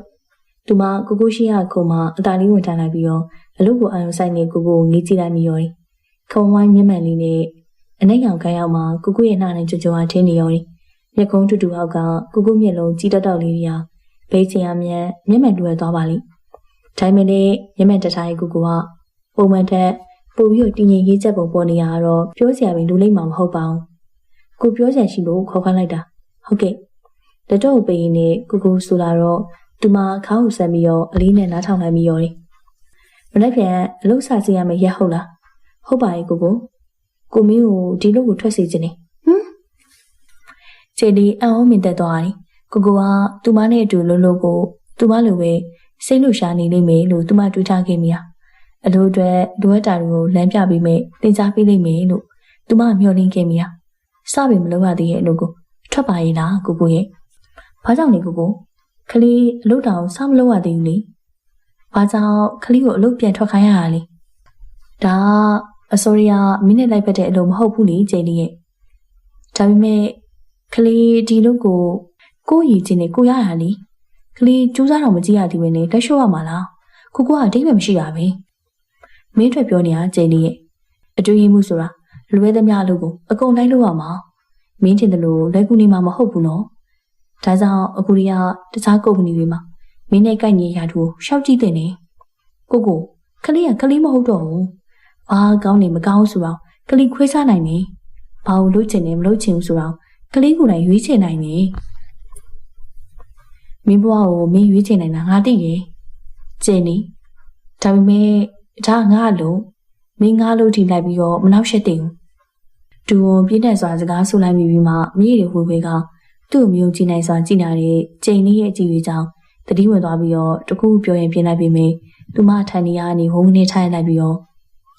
ကိုအမေမကလေးကအနောက်ရှက်တခုတတ်တာပဲလားโอเคအဲ့လိုပဲထားအောင်ဒါပေမဲ့ဒါအလုပ်ပဲကလေးစတော့မလုပ်ရသေးဘူးကိုကူညီမလားနောက်ရှက်မလားကိုဘယ်လိုပြောနိုင်လဲကလေးကတော့ကလေးရည်ချင်းနေရထားရဲ့လို့မို့လက်လျှော့မပေးနိုင်ဘူးကိုဒီလောက်ထိကလေးကိုစိတ်နှောက်ရှက်ဖြစ်နေနောက်ဆိုလုပ်ငန်းကမှာကလေးကိုတာမန်ဝင်ချမ်းလိုပဲဆက်ဆံပေးပါအဲ့ဒါပြီးတော့ထုံးစံအတိုင်းပဲအစမ်းခန့်ကာလ3လအတွင်းမှာလုပ်ငန်းတွေပတ်သက်ပြီးတော့အဆင်မပြေရလွဲမှားတာမျိုးရှိခဲ့ရင်တော့အလုပ်ထုတ်နိုင်ပါတယ်နောက်ဆိုကလေးနဲ့ကိုလှုပ်ထင်းမှာအလုပ်ရှင်တတိလိုပဲခေါ်ပြောဆက်ဆံမယ်စိတ်ကြပါကိုကလေးကြောင့်စိတ်နှောက်ရှက်မဖြစ်စေရအောင်ပြောချင်တဲ့စကားကိုတစထိုးပြောပြီးတော့စာကြည့်ခင်းနဲ့ပြန်ထွက်သွားရေးချိန်လေးကြောင့်ဒုမှစိတ်ရှုပ်ထေးစွာငိုင်းတွေကြိတ်ခဲ့ရတယ်ဘာလို့သိလို့လဲမောက်တူမနေ့စာပိုင်းမှာထိုင်ပြီးတော့အချိန်တော်ကြာတဲ့အထိဟိုမိုးကောက်ကန်လိုက်ဒီမုတ်ကိုထိုးစားလိုက်နေမနေ့စာတိကျမစားဘဲနဲ့အပေါ်ထက်နေကားစီကဒီကြီးလုံးနေတဲ့ဒူဝင်းကိုဒိုကြီးထွေးမိလိုက်တော့မှသူကခဏကိုပြန်မလိုက်ပြီးတော့ဟိုတက်နဲ့ဆင်းမလာသေးလို့ပါ။အော်မောင်တူဘူးရဲ့ဒီနေ့ကတမီးလေးတက်သွားစီခန်းကိုသွားမိနေလေကြောက်မသွားဘူး။အော်ဟုတ်လားဒါဆိုနီးလေခင်ကြရင်တက်ကိုစီခန်းပြဖို့ပြန်လာခဲ့မိလေကျွန်တော်လှုပ်သွားတော့မယ်ဒိုကြီးထွေးအေးဟောမနေ့စာရင်လည်းစားမသွားပါလားဘာလို့လဲဒိုကြီးလှုပ်ထားတာစားလို့မကောင်းလားမနေ့ကတမီးချိန်လေးလေထိတောင်မထိသွားဘူးရဲ့သူကသွားပြီလားသူအိမ်ဘဝရောက်နေမှနောက်ပြန်နေကမိလိုက်တော့ဒိုကြီးထွေးကမနေ့စာဝိုင်းကိုတင်းနေရနေဟုတ်တယ်လေတမီးချိန်လေးကဒီနေ့အလုပ်စာစင်းတာသူတတိယတော်တော်ဆက်ဆံရခက်တယ်ကြားတယ်အဲဒါကြောင့်အပြစ်ရှာမရအောင်အလိုစောသွားရမယ်ဆိုပြီးတော့မနေ့စာတော့မစားဘဲနဲ့ထွက်သွားတယ်ဒိုကြီးထွေးစကားဆုံးမှာဒိုးမျက်နှာတစ်ခုလုံးမှောင်မေးသွားပြီးတော့အိမ်ပြင်ကိုခြေလမ်းကျိကြီးနဲ့ထွက်သွားလိုက်ပြီးတော့ကားပေါ်တကားကိုစောင့်ပေးနေမောင်းတော့တတိဖြစ်သူရဲ့မိုးဖြူတော့မလို့မตาမရတဲ့မျက်နှာမူရကြောင်းကိုရွှေတူလည်းဘာစကားမှမပြောရတော့ဘဲနဲ့ကုမ္ပဏီရောက်တဲ့အထိကားလေးကိုတိတ်ဆိတ်စွာမောင်းနေလာခဲ့လိုက်တော့တယ်ဒါနေ့လေကင်းမီတင်မှာဆွေးနွေးမယ့်အချက်လက်တွေပါ boss ဒါဘောတောက်နေကြကော်ဖီပါအောက်ထက်ကဆိုင်ကအပြောင်ဖိုင်ဒေးလေးနဲ့ကော်ဖီဘက်ကိုကမ်းပေးနေတခုချင်းပြောနေတဲ့သူမှဒူးကိုတစ်ချက်ပြင်မကြည့်တာပါဘူးသူမလိုရမယ့်တာဝန်တွေကိုသာဂီယူဒီဇိုင်းလုပ်ကင်ပြောဆိုပြီးတော့ဒူးရုံခန်းထဲကနေပြန်နေထွက်ခွာသွားတော့တယ်ဒူးအောက်ကျရုံသားရှိတဲ့အနှိမ့်အောင်စကတ်ကို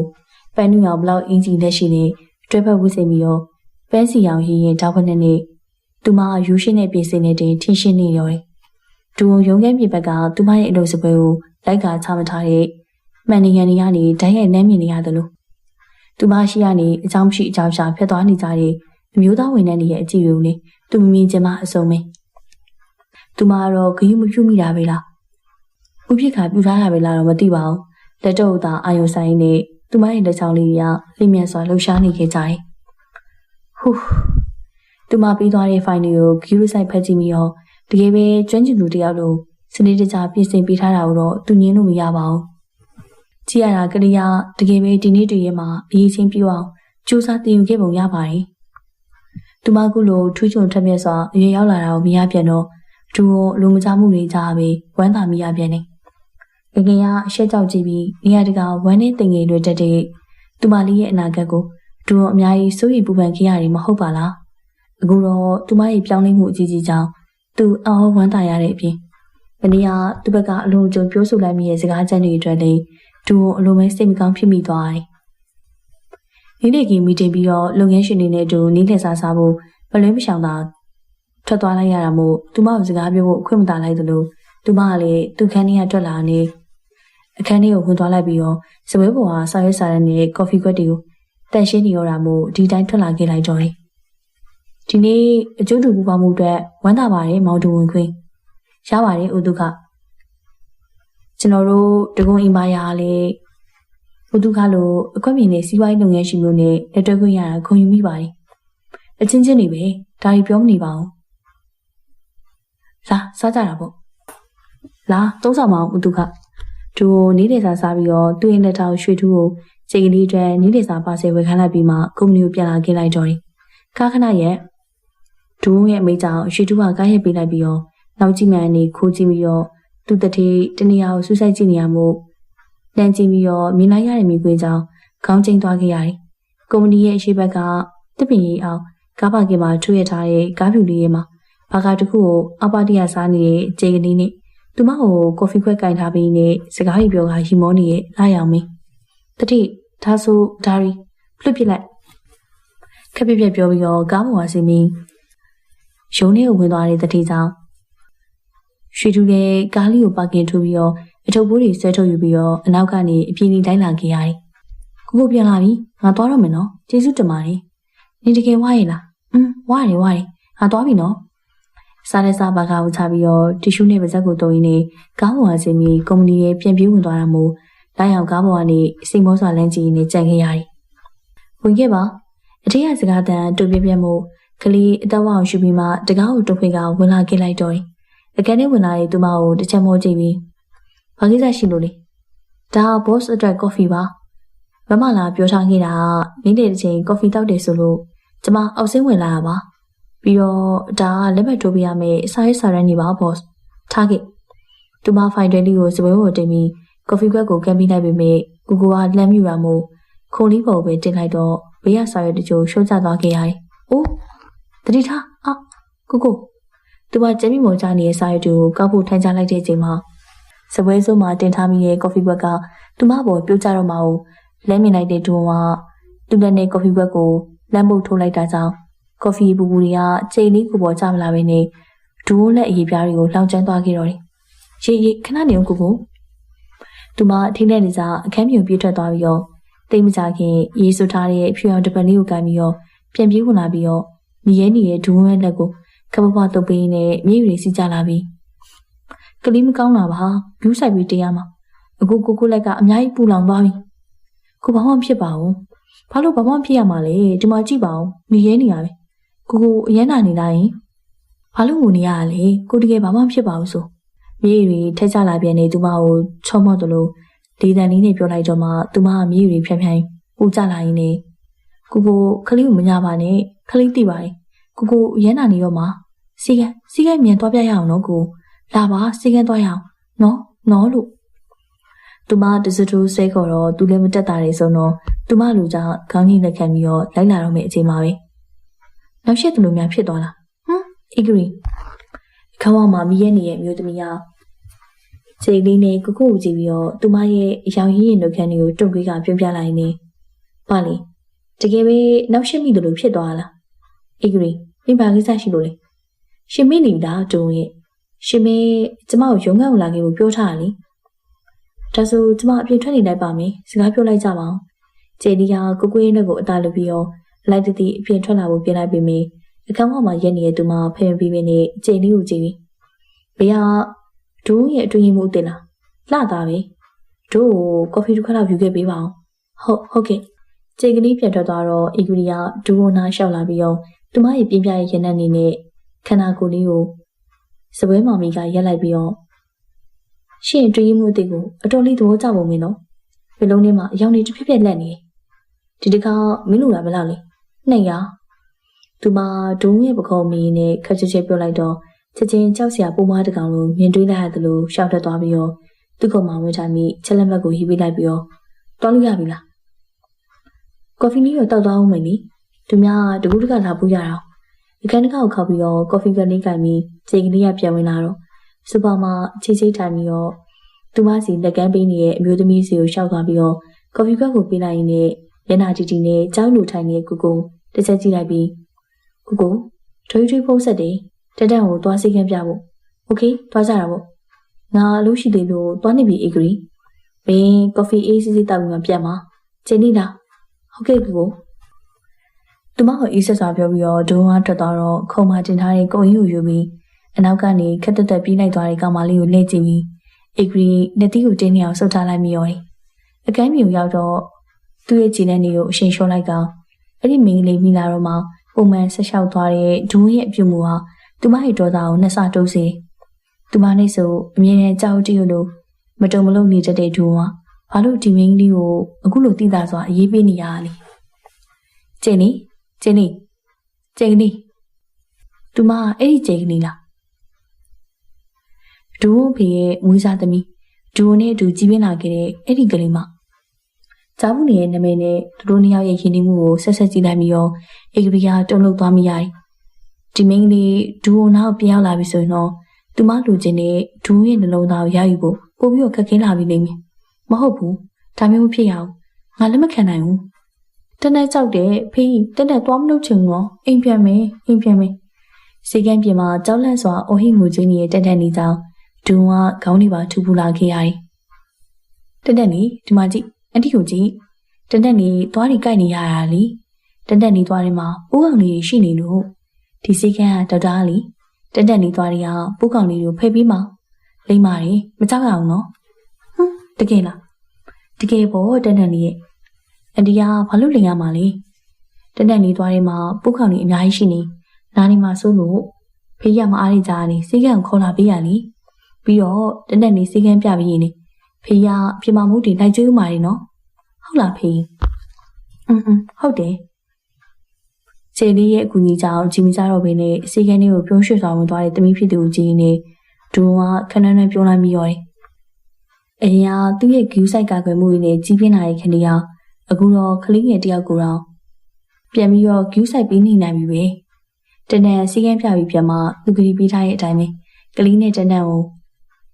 မုတ်ဘက်ကျွေးနဲ့အချိန်ဖြုံးခဲ့တရားမို့အေကိုဖျောက်တော့ညပြီအတော်မောင်းနေပြီကလေးကျင်းလေးအိမ်ရောက်ပြီကိုင်းရပြီးတဲ့ဒီတယောက်ကိုတယောက်ဖက်မိကနောက်ကန်းထဲမှာအိပ်ပျော်နေကြတဲ့တက်နဲ့ကျင်းလေးကိုကြည့်ပြီးတော့ပြုံးလိုက်ရင်လည်းခက်တူတူနှူးလိုက်ရတယ်။အော်အိမ်ပြန်ရောက်ပြီလား။သူမကနီးချိုက်စွာအိပ်ပျော်နေတဲ့တက်နဲ့ကိုကြည့်ပြီးတော့ပြုံးလိုက်ရင်လည်းသူ့ကိုကြည့်လာပြီးတော့တက်လေးအိပ်ပျော်နေပြီ။ရတယ်ကိုကြည့်လိုက်မယ်။ကိုကပေါ်ပေါ်အင်းကိုကြည့်ပြီးတော့သူမစီကပ်ပြီးတော့သူမရောင်နာနာလမ်းယူလိုက်ပြီးတော့ရှင်းရင်ဖြူကိုကျဲသီးနှလုံးလောက်ဆက်ဖြိုးလိုက်ပြီးတော့လက်ဖြတ်ရောက်တဲ့ဒီခောက်တင်လိုက်ကကားနောက်ခန်းနဲ့ကိုကိုင်းဝင်ပြီးတော့တက်ကိုပွေ့ချလိုက်တော့တယ်။လာသွားကြစို့။သူမကိုရဲ့ပေါ်အင်းနဲ့အိတ်ကိုကူကိုင်းပြီးကကိုနောက်ကပြေးလိုက်လာပြီးတော့အိမ်ထဲကိုဝင်။ဟောတက်ပြန်လာပြီလား။အေးကြီးမင်းဒီမှာမလုပ်နေရလဲ။ပူသားညာကြီးဝစ်စုံညီညူရောင်နဲ့စူပါဝါမာထိုင်ကဝမ်တခွက်ကင်ထားတဲ့အေးကြီးကဒုံးရဲ့အမေကိုပခုံးတစ်ချက်တွန်းပြရင်းနဲ့အိမ်ပြန်လာလေ။ဘာ။အိုးတန်အိပ်ပျော်နေရမဟုတ်လားဘာလို့အော်နေရလဲဒူးသမီးနိုးသွားမယ်လေပေးသမီးကိုကျမတော့တိတ်လိုက်မယ်မလို့ကျင်းနေတန်ကိုအခန်းထဲခေါ်သွားပြီးတိတ်ပြီးပါအောင်ဟုတ်ကဲ့ကိုကျင်းနေကိုစီကနေတန်ကိုကြည့်ဖို့လုပ်နေတော့သူမရဲ့ပကုံစောင့်တွန်းတာခံလိုက်ရပြီးတော့မလို့ဒူးသမီးကိုကျမတော့တိတ်မယ်ပေးမင်းကငါ့ရင်ထွက်သွားတာကောင်းမယ်နော်အေးကြီးငါမင်းကိုဆွဲမထုတ်ခင်ပေါ့ဒူးရိုင်းနေသွားတဲ့ကျင်းလေးနာကိုရောက်သွားပြီးတော့လက်တစ်ဖက်နဲ့နှမောကနေဆွဲတူကသူ့ချီဝေထားတဲ့တက်တန်းကျင်းလေးစီပေးလိုက်ကောင်အီဂရီကိုဒေါသတကြီးလက်အော်ပြလိုက်တော့တယ်ဟဲ့ဘာကြောင့်ထွက်သွားရမှာလဲဒူကျမသမီးရောကျမယောက်ျားရောဒီမှာရှိနေရလေကျမဘာကြောင့်ဒီမှာမနေရမှာလဲသူ့လိုမွေးစားသမီးရောနေခွင့်ရှိနေရပဲကိုဒူရှင်းအီဂရီရဲ့မျက်နှာကိုကရမ်းလိုက်တော့တယ်ကျင်းလေးတက်တန်းကိုခေါ်သွားကျင်းနေနဲ့စဉ္ညာတန်လေးကြောင့်လှူရှားလာတဲ့တက်လေးမနိုးခင်ကိုစကားအတိုင်းပဲသူမခန်းစီကိုချီပြီးတော့ထွက်လာခဲ့လိုက်တော့တယ်။ဒူရှစ်ကျမကိုရိုက်တယ်။မင်းကိုမနေ့ဖြန်မိုးလင်းတာနဲ့အိမ်မှာငါမတွေ့ချင်ဘူးအေကရီ။ငါနိုးလာတော့မိမျက်နှာကိုထက်မြင်ရင်ငါဆုံးမစုံနဲ့မရဘူးဒူသူမကပြတ်သားစွာပြောပြီးတော့လိမ်မကြီးစတဲ့ထွက်ခွာသွားတဲ့ဒူကိုဒေါသတကြီးအော်ရင်းနဲ့အိမ်ကနေမှတယောက်တည်းကြက်နေခဲ့တော့တယ်။ပရိသတ်များရှင်ဒူရက်ကကျေကလေးဆိုတဲ့ဇလန်လေးရဲ့ပထမပိုင်းကတော့ဒီမှာနေပြီးဆုံးသွားပါပြီ။နောက်ရမြန်မာလေးဇလန်လေးရဲ့စသိမ်းမှကိုတိဆက်ပေးအောင်မမို့အားပေးနားဆင်ကြပါဦးနော်။အားလုံးကျေးဇူးတင်ပါတယ်ရှင်။